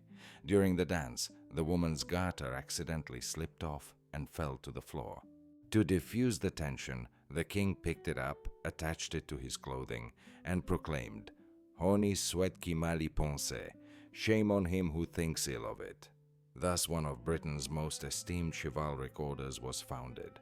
In addition to chivalric orders, the Inquisition emerged during the Middle Ages. It arose not only as a result of the Crusades, but also as a reaction to the spread of heresies. In the 10th century, an official guide for inquisitors became known as the Hammer of Witches, reflecting a harsh patriarchal attitude towards women and heretics. During the Crusades, Europeans were introduced to various Eastern teachings, which began spreading across the continent. One particularly notorious heresy was the Cathars, or Albigensians, who rejected the church hierarchy and called for asceticism. Their influence became so significant that a crusade was organized against them, leading to their defeat and the destruction of their fortresses, including Carcassonne, which remains a historical monument to this day. In the fight against heresies, the official Inquisition was established in the 10th century, which not only burned suspects, but also conducted legally justified investigations. However, with the establishment of the Spanish Inquisition in the 10th century, its methods became harsher, focusing primarily on identifying secret Jews and Muslims. But it wasn't just the Inquisition and wars that shaped the spirit of the Middle Ages. Cities and universities were also actively developing during this time.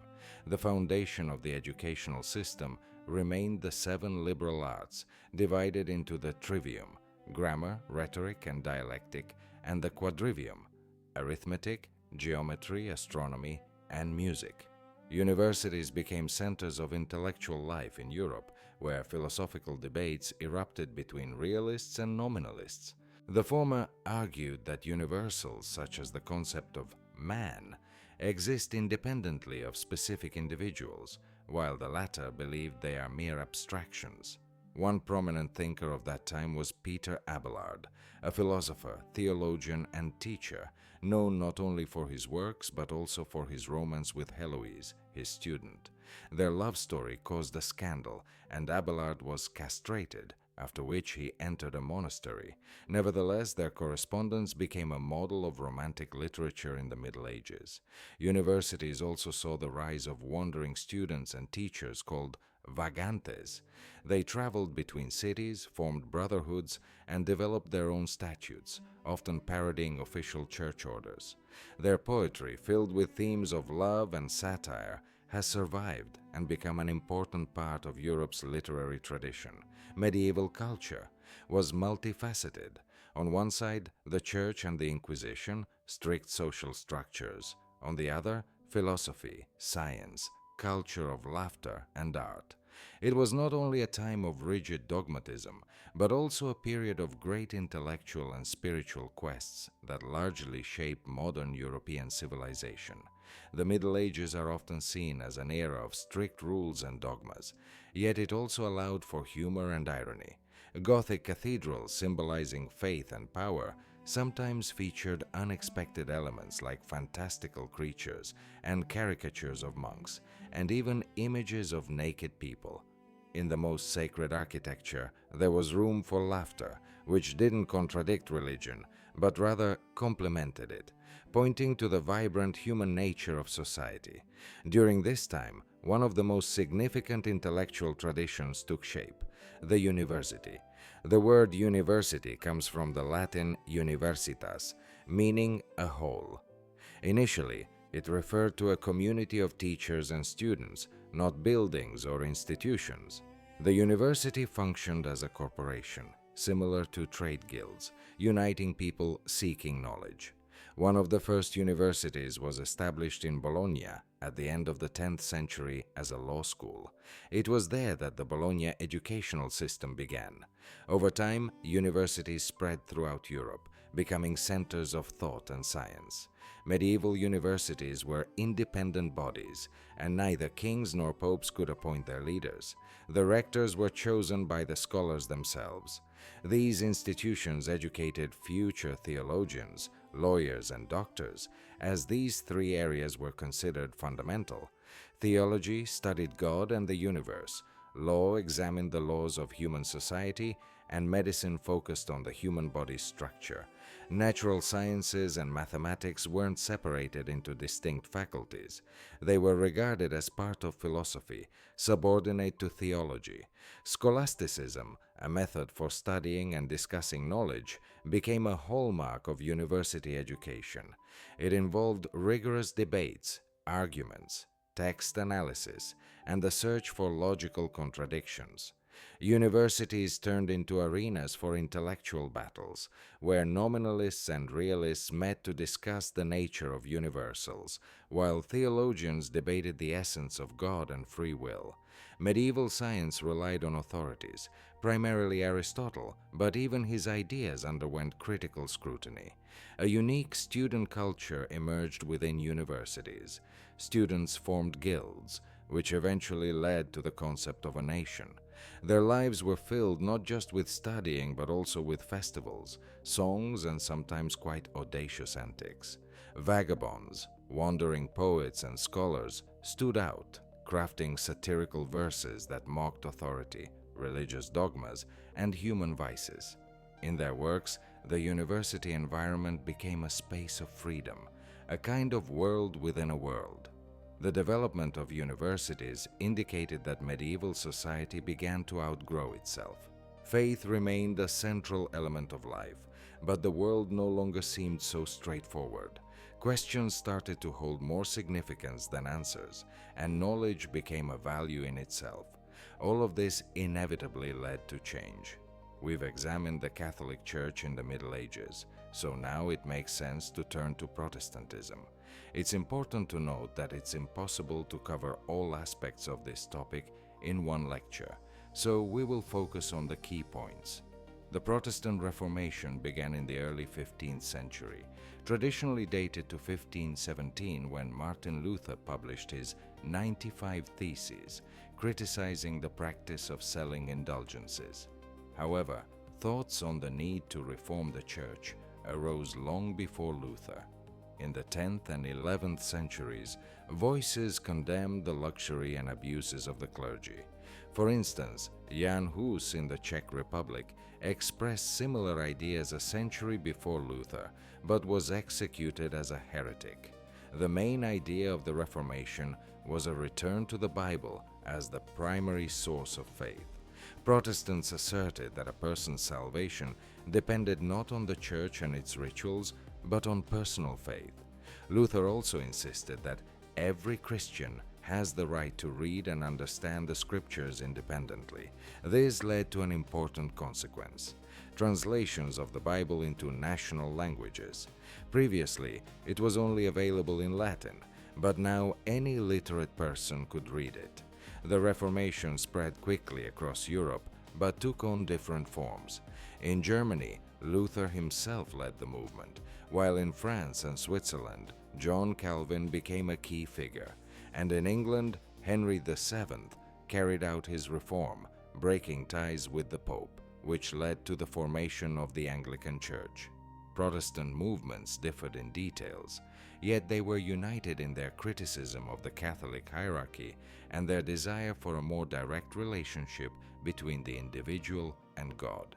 The Reformation significantly impacted not only the religious sphere, but also the social, political, and economic aspects of life. It's often associated with the emergence of capitalist relations. In his study of Protestant ethics, Max Weber argued that Protestant values such as diligence, restraint, and responsibility became the foundation for a new economic model. This also supported the strengthening of nation-states, as many monarchs backed the Reformation, seeking to weaken the papacy's influence. However, the negative consequences of the Reformation cannot be ignored. The religious conflicts of the 16th and 17th centuries, such as the 30 Years' War, brought immense destruction to Europe. Yet in the long run, the Reformation fostered progress in education, freedom of conscience, and the formation of modern European society. The Reformation became a crucial stage in the history of Christianity, leading to the emergence of Protestantism. Unlike Catholics, Protestants affirmed each believer's right to read the Bible in their native language, interpret it, and create religious communities without papal guidance. One outstanding representative of Protestant thought, John Calvin, was born in France and embraced Protestantism during its active spread when the Lutheran approach predominated. However, Calvin didn't merely follow Luther's teachings. He developed his own ideas, especially regarding predestination. After persecution of Protestants in France, he emigrated to Switzerland and established his community in Geneva in 1541. There, he wrote his major work, Institutes of the Christian Religion, and set strict rules for his followers. The Geneva Council granted him significant powers, making the city an example of Calvinist society. Life in Geneva was strictly regulated, luxury was banned, and citizens' behavior was monitored. The main difference between Calvinism and Lutheranism lay in its teachings on predestination. Calvin believed that God decides in advance who will be saved and who will not, and a person cannot alter that decision. However, if someone is predestined for salvation, they will follow true faith and live a righteous life. This created a strict social hierarchy where individuality was seen as a threat to the established order. In 1560, Calvinism became the official religion of Scotland and later the Netherlands, contributing to their economic and cultural development. Unlike in Germany, where Protestantism manifested as Lutheranism, Calvinism had a significant influence on the economic development of Europe, especially in the Netherlands, where Protestant ethics fostered trade and industry growth. Besides the Calvinists, more radical groups like the Anabaptists existed in the 16th century. They argued that baptism should only occur consciously, so they re-baptized those who had been baptized as infants. In 1534, the Anabaptist commune arose in the German city of Münster, introducing communal ownership, strict religious discipline, and even polygamy. This sparked dissatisfaction among both Catholics and Protestants, and the united forces of both sides crushed the commune, executing its leaders. France, despite its Catholic tradition, also experienced the influence of Protestantism. The Huguenots, French Calvinists, emerged in the country, leading to prolonged religious wars that lasted over 30 years. The climax of these conflicts was the St. Bartholomew's Day massacre in 1572, when numerous Huguenots were killed in Paris. Nevertheless, the Protestant movement didn't disappear, and in 1598, King Henry IV issued the Edict of Nantes, granting Huguenots the right to freely practice their faith. This marked the first step toward religious tolerance in Europe. In response to the Reformation, the Catholic Church began the Counter-Reformation. A significant event in this process was the Council of Trent, which revised Catholic dogmas, enforced strict discipline for clergy, and established preliminary censorship on books.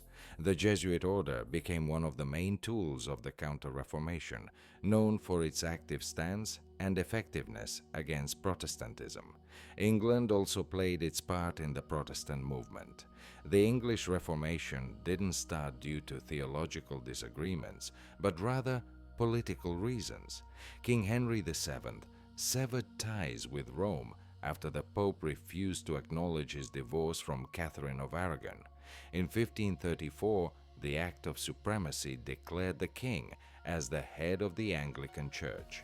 Over time, Anglicanism evolved into a unique blend of Catholic and Protestant characteristics. The Reformation significantly altered Europe, causing religious and social division, changing political borders and economic structures. Protestant ethics influenced the development of capitalism, while the conflict between Catholics and Protestants shaped the destinies of many countries for centuries. Following Edward VI's death, dramatic events unfolded in England. The young king was ill and weak, with limited influence on the country's governance. Although he was an Anglican, his ability to change the religious situation was minimal. After his death, a struggle for the throne erupted between his half-sister, Mary Tudor, a fervent Catholic, and the Protestants. To prevent Mary's accession, the decision was made to elevate young Lady Jane Grey to the throne, who became a victim of political intrigue. Her reign lasted only 9 days before Mary staged a rebellion, captured London, and secured her position on the throne.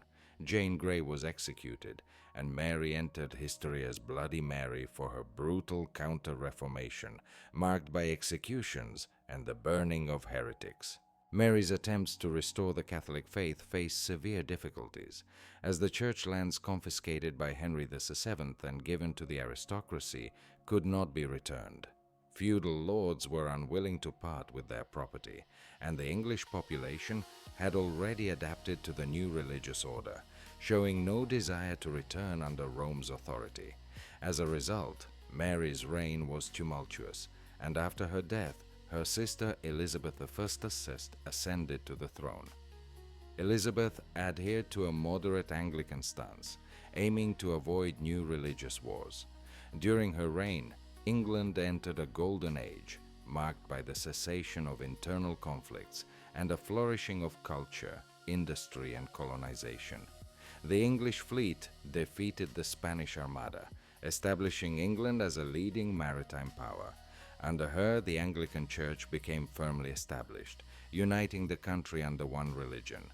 After her death, James I the Stewart, a Scottish monarch, became king, inheriting the English throne. He was a moderate Anglican, but Calvinism prevailed in Scotland. His son Charles I went further, attempting to reconcile Anglicanism with Catholicism, causing discontent among the Puritans. These sentiments led to the English Revolution, resulting in Charles I's execution and the establishment of a republic led by Oliver Cromwell. Inspired by the King James Bible translation, Puritans believed society should be built on strict religious principles. Many emigrated to America, founding the first colonies. However, their rule in England was brief, and by the late 17th century, constitutional monarchy was established. The Reformation led to the emergence of new religious movements and fostered the spread of literacy. Changing perceptions of the Church's role in society stemmed from many factors. The advent of the printed word played a crucial role in disseminating Protestant ideas.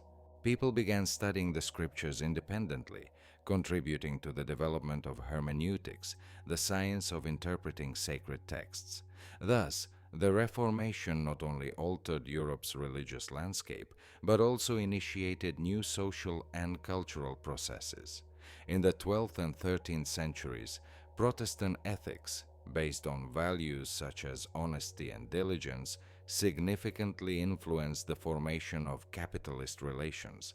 People aspired to success, viewing it as a sign of divine predestination. This new approach to labor and business spurred rapid economic development, particularly in Protestant countries like England and the Netherlands. The colonization of the New World was largely driven by religious convictions. Spaniards and Portuguese viewed the conquest of America as a new crusade aimed at converting locals to Christianity. Missionaries, especially Jesuits, played a significant role in spreading the faith. In South America, they established autonomous missionary communities where indigenous people could live under their protection, avoiding the conqueror's brutality. Thus, the Reformation became a vital historical process, impacting all aspects of life, including politics, economics, culture, and art. It redefined the meaning of the Church, shaped a new work ethic, and laid the groundwork for further development of Western civilization. In the 17th century, Jesuits founded a network of missions among the Guarani Indians in present-day Paraguay, Argentina, and Brazil. This was a unique experiment, an attempt to create a Christian society based on the peaceful integration of the native population into a new social structure. About 150,000 people lived in these missions, a significant number for that time. They organized their own economy, engaging in agriculture, hunting, and crafts. Indigenous people were taught the Catholic faith and European crafts, while missionaries sought to treat them with respect. However, despite the positives, the colonial regime gradually dismantled these missions. On one hand, the planned economy proved ineffective, especially in tropical conditions, and on the other, Spanish authorities deemed the Jesuits too independent. Ultimately, many missions were destroyed or declined. This episode illustrates the complex relationship between Christianity and colonization. On one hand, religion became a protector of the local population, and on the other, it was inextricably linked to the colonial ambitions of European powers. Unlike Spain, Portugal chose a different path.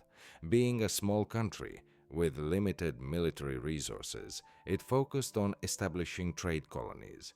The Portuguese didn't seek direct conquest, but set up factories and trading settlements, actively spreading Christianity. One of the most fascinating episodes is the spread of Christianity in Japan. Portuguese missionaries, arriving in the mid-15th century, encountered a highly developed culture. Their preaching turned out to be unexpectedly successful. Several thousand Japanese, including feudal lords and peasants, embraced Christianity. This religion attracted people with its promise of equality before God and forgiveness of sins, contrasting with the traditional Japanese system based on strict social hierarchies. However, the spread of Christianity alarmed Japanese authorities. Soon, Shogun Tokugawa, who unified the country, banned the religion. Japan effectively closed itself off from the outside world until the 19th century, and Christianity was prohibited. This case shows how religion can unite peoples or raise suspicions when it threatens traditional social structures.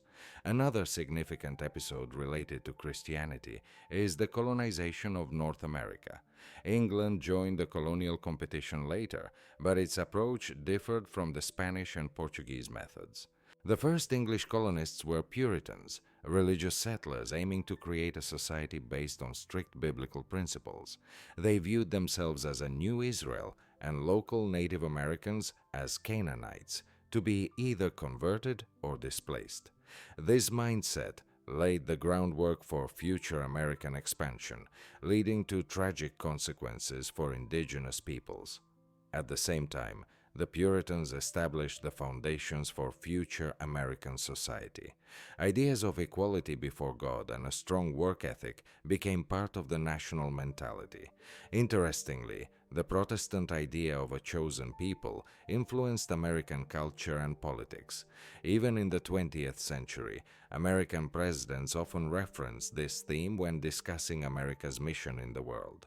Another aspect is the influence of Christianity on the concept of human rights. In the 17th century, German peasants, inspired by Protestant ideas, demanded the abolition of serfdom, citing the Bible, which states that we shouldn't be the property of landowners. Later, this idea became foundational for the Declaration of Independence of the United States. All men are created equal and endowed with inalienable rights. The French Declaration of the Rights of Man and of the Citizen also inherited this principle, although by that time Europe had become increasingly secular. The very idea of equality has its roots in the Christian worldview. Today, Protestantism remains one of the most dynamic forms of Christianity. In the United States, Protestants form the majority, although Catholicism is the largest denomination. In Europe, Protestantism predominates in northern countries like Germany, Sweden, and the UK, while southern countries like Spain and Italy remain predominantly Catholic. In Russia, Protestants are mainly represented by Baptists and Pentecostals, who actively engage in missionary work. There are also more exotic movements, such as Mormons or Jehovah's Witnesses, whose teachings significantly differ from traditional Christianity. The reason for this fragmentation lies in the main principle of Protestantism: freedom of individual faith. If each person can interpret the scriptures independently, new movements and denominations will inevitably arise. Christianity has profoundly influenced human history. It inspired conquerors and missionaries and contributed to the formation of new nations and ideologies. From South America to Japan and North America, its ideas led to both peaceful transformations and conflicts. Today, Christianity continues to evolve, taking on new forms and adapting to the modern world. However, its historical legacy remains unchanged, laying the foundations for many contemporary values, including the concept of human rights and equality under the law. Now, it's worth discussing the history of Russian Orthodoxy, which became a key factor in shaping Russian statehood, culture, and national identity. Its roots go deep into antiquity, back to the time when Rus faced a choice of religious paths. This choice determined not only the country's spiritual life, but also its political fate. When Prince Vladimir considered adopting a single religion in the 10th century, he was offered Islam, Judaism, and Catholicism, but he chose Orthodox Christianity from Byzantium. Several factors influenced this choice. First, Rus had close political and economic ties with Constantinople, the wealthiest city of the medieval world, a crucial trade partner for Rus, with Russian troops serving there as mercenaries. Second, Prince Vladimir fought against Byzantium, capturing Chersonesus in Crimea, and stipulated that his marriage to a Byzantine princess would depend on its return. However, the pagan couldn't obtain a royal bride, adding another argument for adopting Christianity. Third, Byzantium didn't require a switch to Latin for church services from the Catholic Church. This became a crucial point. Byzantine missionaries Cyril and Methodius developed a script for the Church Slavonic language in the 9th century, allowing Christianity to reach Rus in an accessible language. The creation of this script significantly impacted cultural development. Initially, Cyril and Methodius created Glagolitic, a beautiful and complex alphabet, but later Cyrillic, based on the Greek alphabet with added letters for Slavic sounds, was adopted.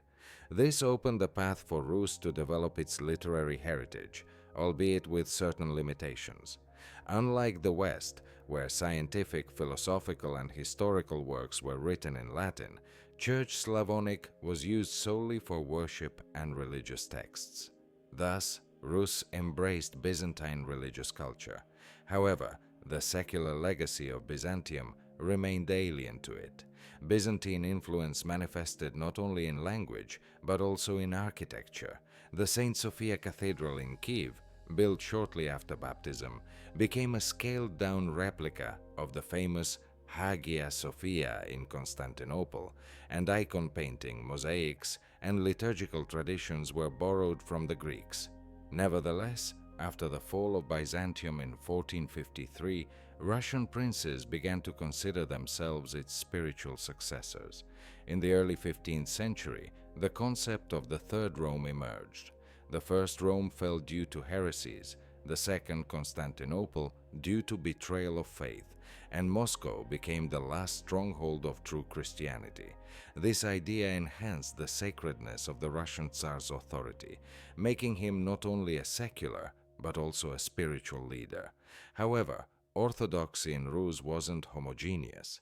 In the 10th century, Patriarch Nikon implemented reforms, aligning liturgical practices with Greek canons. The order of the sign of the cross, the number of times Alleluia was pronounced, and some other elements changed. These changes provoked strong resistance. Some believers refused to accept the innovations, leading to a schism and the emergence of old believers. They saw themselves as guardians of the true faith, while the Reformed Church was no longer considered orthodox. State persecution couldn't eradicate old believers, who still exist today. However, even more significant changes awaited Orthodoxy in the era of Peter Virusis. Realizing the Church posed a threat to his power, he abolished the Patriarchate, replacing it with a synod completely subordinate to the state. This stripped the Church of its independence and made it part of the state system. If there had been a certain balance between secular and spiritual, the Church ended up under the king's control. After the 1917 revolution, a new phase began in the relationship between the state and orthodoxy. The Bolsheviks declared atheism. The Church faced severe persecution. Thousands of temples were shut down, and priests were repressed. However, in 1943, Stalin changed his policy, allowing the Russian Orthodox Church to operate in exchange for support. Subsequently, despite official atheism, Orthodoxy remained a part of the country's cultural code.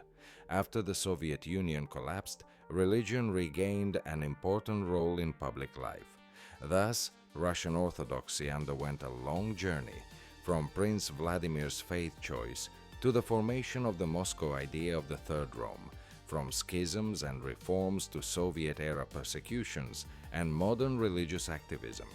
It became not just a part of religious life, but also shaped the country's identity, influencing its politics, culture, and society.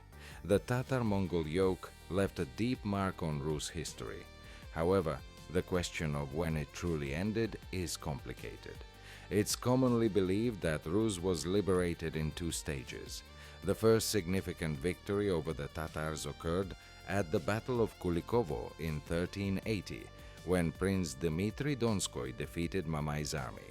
Yet for Mamai, this battle was more about internal power struggles in the Golden Horde, and Dmitry aligned with his opponents. It's crucial to understand that despite this victory, 2 years later, Moscow was devastated by Khan Tokhtamysh, who imposed tribute again. Thus, the Kulikovo battle became the first major military success, but didn't lead to Rus' liberation.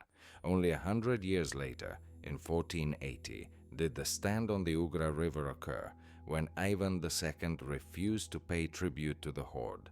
The Tatars tried to regain control, but faced organized resistance, chose not to fight, and retreated.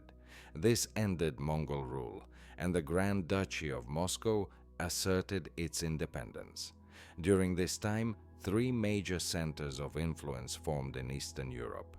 To the north was the Novgorod Republic, an aristocratic trading state compared to Venice and Genoa. Novgorod controlled the fur trade, engaged with the Hanseatic League, and enriched itself through fur commerce. However, its dependence on food supply made it vulnerable. The second center was the Grand Duchy of Lithuania, which rapidly expanded after the Mongol invasions, incorporating parts of modern Belarus, Ukraine, and Western Rus. Interestingly, unlike the Mongols, the Lithuanians didn't destroy cities and showed religious tolerance. Initially pagan, they chose Catholicism by the late 10th century, looking to Poland as a pathway to Europe.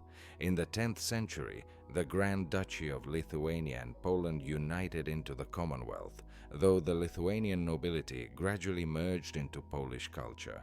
Moscow, the third power center, was initially one of many Russian principalities. However, its favorable location, strong rulers, and status as tribute collector for the horde gave it an advantage. After the fall of Mongol rule, Moscow became the unifying center for Russian lands. However, spiritual independence came earlier, in the mid-15th century. In 1439, the Florentine Union was signed in Constantinople, proclaiming the union of the Orthodox and Catholic churches. Moscow categorically rejected it, unwilling to submit to the Pope. Consequently, the Russian Orthodox Church proclaimed autocephaly and elected its own metropolitan without approval from Constantinople. Formally, this violated church canons, but nobody could oppose it due to Byzantium's weakening. Around this time, the first documented heresy, Judaizing, appeared in Rus. Sources don't provide a clear picture of its teachings. Perhaps its followers criticized church rituals, studied the Old Testament, or advocated for reform. In Novgorod, where this heresy spread the most, close ties existed with Western Europe, where protest movements against the Catholic Church were already emerging. However, the official church suppressed this trend, persecuting the heretics. During this period, under Bishop Gennady, the first complete Bible in Church Slavonic was published in Novgorod, requiring some Old Testament books to be translated from Latin and even Hebrew. By the early 15th century, the well-known concept of Moscow as the Second Rome emerged. The Pskov monk Filafey wrote to Grand Duke Vasily II of Moscow that the First Rome fell due to heresies. The Second Rome, Constantinople, fell due to the sins of its rulers. Now, Moscow is the last stronghold of true Christianity, and there won't be a fourth Rome. This idea not only strengthened Moscow's sacred status, but also predetermined the close merging of state and church. Within the church's walls, a serious conflict arose between two groups of monks, the non-possessors and the Josephites. The non-possessors, led by Nils Orsky, insisted that the church should remain poor and independent, and monasteries shouldn't own land. In contrast, the Josephites, represented by Joseph Volotsky, believed that wealth and influence were essential for fulfilling the church's mission. Ultimately, the Josephites prevailed. At the Stoglav Council convened under Ivan the Terrible, the church's wealth was officially recognized as the norm. Around this time in the 10th century, the two-finger sign of baptism was introduced, leading to a schism. Under Ivan the Terrible, the church faced a serious conflict with the authorities for the first time. Metropolitan Philip openly opposed the oprichnina and mass executions, resulting in his arrest and subsequent death. After this, the Orthodox Church refrained from opposing secular power for a long time, gradually becoming an ally and ideological support of the state. This process reached its peak during Peter the Great's reign, when the Church ultimately lost its independence. The history of the Russian Church is a complex and multifaceted process, involving struggles for power, the desire for independence, and the preservation of traditions. While in Western European countries the Bible began to be printed as early as the 10th century, the first printed Bible in the Russian tradition only appeared in the late 16th century. It was published in Ostrog, which was then part of the Commonwealth, but today lies in Ukraine. The publisher was Ivan Fedorov, a pioneer printer who had previously worked in Moscow but had to emigrate. His work evoked mixed reactions, seen by many as a novelty disrupting the established order. By the end of the 15th century, the Moscow metropolis achieved a significant milestone. The Metropolitan was proclaimed Patriarch with the approval of the Eastern Patriarchs, allowing the Moscow Patriarchate to take its place among other Orthodox churches. One of the most notable figures in Russian history was Ivan the Terrible. His views on power were closely tied to the idea of absolute monarchy. He even wrote to Queen Elizabeth I of England, proposing marriage. However, when his proposal was rejected, he expressed dissatisfaction. He wondered why she didn't govern her state independently, assuming she has other advisors. His understanding of monarchy was far from parliamentary, believing the Tsar should rule the country alone. His correspondence with Prince Andrei Kurbsky, who fled to Lithuania and joined the enemies, is also intriguing. In his letters, Kurbsky accused the Tsar of tyranny, to which Ivan replied, "Why do you fear dying innocently? It's not death, it's a gift." He believed that royal power extended beyond this world into the afterlife, with service to the monarch continuing even after death. This view echoed traditions where the Khan was the absolute master of his lands and subjects. After the time of troubles, Russia entered a period of reforms. Tsar Alexei Mikhailovich ascended the throne, a deeply religious ruler who surrounded himself with like-minded individuals and sought to correct errors in the Orthodox tradition. During this time, church services in Russia were chaotic and overloaded. 3 priests could read different parts of the service simultaneously in various corners of the church, creating disorder. Alexei Mikhailovich and Patriarch Nikon began reforms to streamline worship and align it with Greek canons. This sparked resistance, especially regarding the change in the form of the sign of the cross, from 2 fingers to 3 fingers. Many traditionalists protested, claiming Rusis was baptized with 2 fingers. One of the main opponents of the reforms was the archpriest Avvakum, who urged the Tsar to eradicate Latinists and Jews, brutally persecuting those who disagreed with traditional beliefs. He and his followers became known as the Old Believers. Nikon's reforms led to a brutal schism. Old Believers became victims of persecution, and Nikon, stripped of his rank, was exiled. However, his ideas did not vanish. He founded a new Jerusalem monastery near Moscow, aiming to make Russia the spiritual center of the Orthodox world. Avvakum was sent north to Pustozersk, where he was ultimately burned alive with his followers. This conflict set the direction for the Russian Church for centuries. The Old Believers went underground, while the official church merged completely with the state. Peter the Great completed this process by abolishing the Patriarchate and subordinating the church to the government. In 1721, he proclaimed Russia an empire and transferred church management to the Holy Synod, which was under state control. Thus, the church ceased to be an independent force, reducing its functions to ideological support for the authorities. Later, under Catherine the Great, reforms further limited the church's influence. Monasteries lost lands and properties, and the clergy became dependent on the state. Consequently, the Russian Church transitioned from spiritual independence in the 10th-11th centuries to complete subordination to the state under Peter the Great. Each change in church life coincided with shifts in the state. Power aimed either to rely on the church or control it. This process, which began in the 10th century, predetermined the Church's development in subsequent centuries. The history of the Russian Orthodox Church in the 19th century is filled with complex processes, contradictions, and struggles for influence. One key event was the adoption of a law in 1863, allowing graduates of spiritual seminaries to enter universities. However, this right lasted less than 20 years. Unlike Western Europe, where universities traditionally had theological faculties, in Russia, church and secular education existed separately.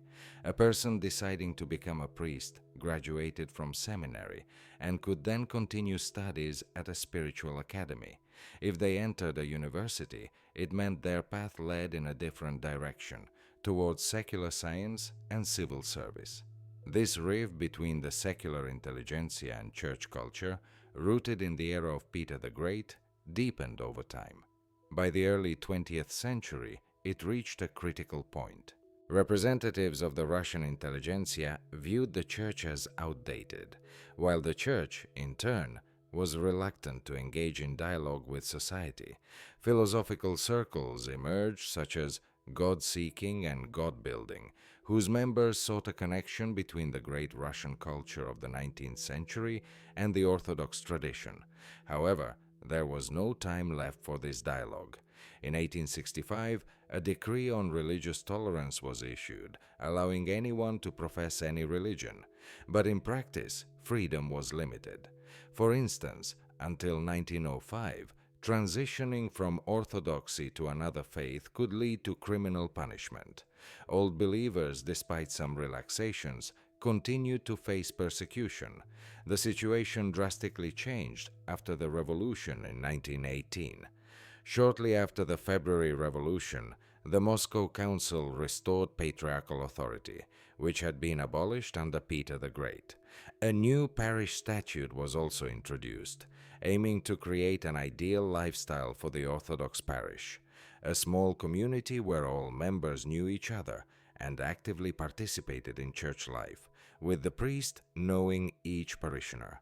However, this vision corresponded to the 19th century, and by 1918, amid civil war and destruction, its realization became impossible. The revolution fundamentally altered the Church's position. Some believe the Bolsheviks, consciously or not, borrowed elements of worldview from orthodoxy. The idea of Moscow as the Third Rome, the center of true faith, resonated with the concept of the Third International, which asserted that only communist ideology could lead humanity to a bright future. This messianic idea, whether about the kingdom of heaven or communism, demanded a struggle against old views. The Bolsheviks saw the Church as an obstacle that needed removal. Artist Boris Kustodiev created a work in 1918 depicting a powerful revolutionary figure moving through the city, with a church rising before him, symbolizing the confrontation of two worlds. Soon, a mass campaign began to seize church valuables. During the famine in the Volga region in the 1920s, authorities claimed that gold and silver from churches would be sent to help the starving. In practice, however, most of the confiscated valuables went to the needs of the Bolshevik state. A total anti-religious campaign unfolded. Schools displayed shame boards listing the names of children who attended church on Easter. By 1920, the Russian Orthodox Church was almost entirely destroyed. Most bishops were imprisoned or executed. The remaining clergy faced enormous pressure. In this situation, Metropolitan Sergius Stragorodsky, acting as patriarch, made a statement in 1927. He said they wanted to remain Orthodox, but also recognized the Soviet Union as their civil homeland, its joys and successes as their own. These words could be interpreted in two ways: as an acknowledgement of the new state simply as a geographical territory, or as acceptance of the entire system, including repression and suppression of dissent. Later, in exile, Russian nun Maria Skoptsova, once a poet and artist, wrote an essay predicting the Church's future under Soviet power. She believed that if the Church obtained external recognition and new cadres trained in the spirit of the Soviet systems, it soon begins to speak on behalf of authority, adopting its infallibility. Maria Skoptsova died in the Ravensbrück concentration camp in April 1945, just a week before the arrival of American troops. Thus, the Russian Church faced challenging trials.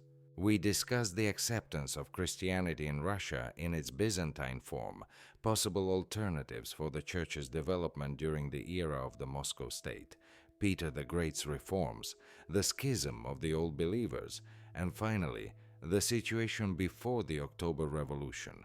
History unfolds at its own pace, and looking back we try to understand why things turned out this way.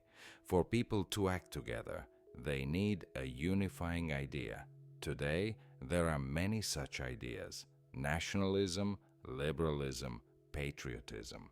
In the Middle Ages, when a single religion existed, the explanation was simple: it's God's will. This idea led people on crusades, as nationalism, patriotism, and liberalism didn't yet exist. The Christian Church served as the bearer of this unifying concept. In the Eastern Roman Empire, also known as Byzantium, the Church's boundaries matched the states, and there was a certain division between secular and spiritual spheres. People participated in both state and religious life without seeing any contradiction. In the West, after the fall of Rome in the 5th century, a centralized empire no longer existed. Charlemagne attempted to revive it in the 8th century, but his state proved too fragile and didn't encompass all of Western Europe.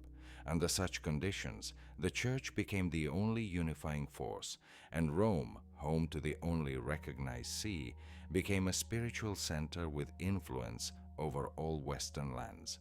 The Soviet power in the Western Roman Empire, Charlemagne's successor, was weak, so the Church became the only force capable of providing some stability.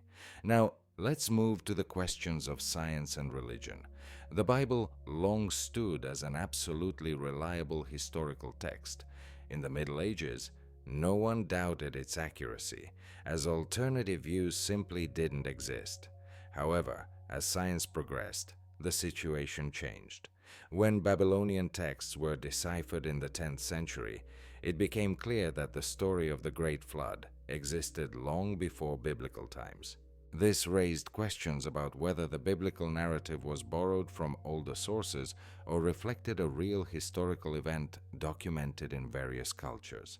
Additionally, archaeological finds indicated that some events described in the Bible didn't quite match historical facts.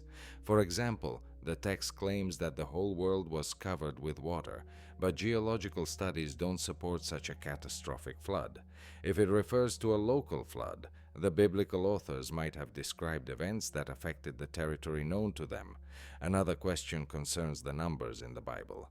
For instance, battles involving hundreds of thousands of people seem implausible for the ancient world. The population of Palestine at that time was too small to sustain such resources for entire armies. There's a hypothesis that ancient texts might contain errors in the transmission of numbers, or that the figures were used symbolically rather than literally. Archaeology has confirmed the existence of many biblical characters, but has also raised new questions. For instance, the first known inscription mentioning Israel was found on the stela of Pharaoh Merneptah, dated to the late 13th century BCE. It states that the people of Israel were destroyed, which sparks debate among scholars. Some believe that by then the Israelites were already in Canaan, while others see this as confirmation of the Exodus story. The Egyptians depicted the departure of the Jews as their victory, claiming their army had annihilated this people. Several theories exist about the origin of ancient Israel. German historian Martin Noth proposed the Amphictyony concept, suggesting that Israelite tribes united around a common sanctuary, much like Greek cities associated with the Delphic oracle. American historian Norman Gottwald introduced another hypothesis in the 1960s, viewing the Israelites as rebellious Canaanite peasants who overthrew their oppressors in a social revolt. Thus, even scientific theories often reflect not only historical facts, but also the researchers' perspectives. Now let's consider the Shroud of Turin. The Gospels state that Jesus was wrapped in linen cloth after his death. In Christian tradition, the Shroud of Turin is believed to be that very cloth. It's kept in the Italian city of Turin and bears the imprint of a human body. Initial studies showed that when viewed in negative, the image reveals clear contours, which looks extremely unusual. Researchers analyzed the fabric's composition and found pollen from plants typical of the Middle East, confirming that the shroud once existed in the region. However, radiocarbon dating. As a result of tests conducted in the late 20th century, the cloth was dated to the 9th century, indicating a medieval origin. Defenders of the shroud's authenticity noted that a fragment of the fabric used for testing might have been exposed to fire and soaked in olive oil, which could have influenced the findings.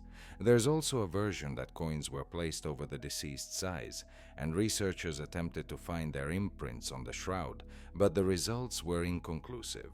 Even if some contours resemble coins, that can serve as definitive proof of the artifact's authenticity. The Shroud of Turin remains one of the most mysterious objects of Christian faith. If it's a forgery from the Middle Ages, the question arises of what purpose its creators pursued. Perhaps it's a copy of a more ancient original that has since been lost. Thus, science and religion use different approaches to knowledge. Scientific research can confirm or refute specific facts, but questions of faith lie outside its scope. It's crucial to understand that studying the history of religion isn't about revealing or confirming truths, but about trying to comprehend how religious traditions formed and how they influenced society. Issues concerning gender roles, sexuality, and human rights became areas where Christian denominations increasingly diverge. In the 20th century, these questions gained particular urgency as society began reassessing traditional views, putting the Church in a difficult position. Problems of female priesthood, same-sex unions, and transgender rights transformed into more than just subjects of theological debates. They became genuine fault lines within Christianity. For example, in the Anglican Church, liberal communities in North America and Western Europe recognize same-sex marriages and ordain women to priestly and episcopal positions, while African communities strongly oppose such changes and threaten to leave the communion. Similar trends are seen in Catholicism, where Pope Francis takes cautious steps toward embracing the LGBT community but faces resistance from conservatives, especially in Africa and Latin America. In Orthodox tradition, such issues arise less frequently, but that doesn't mean they don't exist. Many theologians privately ponder the possibility of altering some traditional views, yet the Church's official position remains quite strict. Nevertheless, it's essential to acknowledge that social changes impact all Christian denominations. Thus, Christianity today stands at the crossroads between tradition and new realities. Some strive to remain faithful to established doctrines, while others seek ways to adapt faith for a new generation. Many intermediate positions exist between these viewpoints, and this dialogue makes contemporary Christianity diverse and dynamic. Today, Christianity represents a vast and complex world. Looking at the modern religious landscape, one can see numerous movements, traditions, and perspectives that sometimes differ greatly. These disagreements involve not only theology, but also issues directly related to society, the role of women, sexuality, technology, science, and politics. For example, there's a significant divide in the Anglican Church between conservative and liberal communities. In North America and Western Europe, women are becoming priests and even bishops, receiving blessings for same-sex marriages, while African communities categorically reject such changes, threatening to withdraw from the worldwide Anglican Communion. The Catholic Church faces similar challenges. Pope Francis takes cautious steps toward a more open stance on the LGBTQ+ community, but he meets resistance from more traditional Catholics, especially in Latin America and Africa. Orthodoxy remains generally more conservative, and topics like female priesthood or revisiting views on sexual orientation aren't officially discussed. While many theologians privately ponder possible changes, the Church's official position remains rigid. However, let's take a moment to look back. The history of Christianity has always been one of change. Remember how the Church once condemned scientific discoveries, yet now the Vatican acknowledges the theory of evolution? The Crusades were once seen as justified, while today they're viewed as a historical mistake. What seems unshakable today may be subject to rethinking tomorrow. Now, let's discuss how new technologies impact Christianity. We already see the emergence of online communities, digital sermons, and remote confessions. During the pandemic, even services took place via video calls. But where's the line? Can an online ceremony be considered genuine communion? At this moment, the answer is likely no, but who knows what the future holds? Now, imagine another scenario. What if artificial intelligence begins to create theological studies? Or if, in the future, church matters are decided not just by humans, but also by algorithms? Programmers already face ethical dilemmas today. For instance, who should a self-driving car save in an accident? Now, consider that similar questions could arise in religion. Cyberethics, bioethics, and genetics challenge traditional moral norms.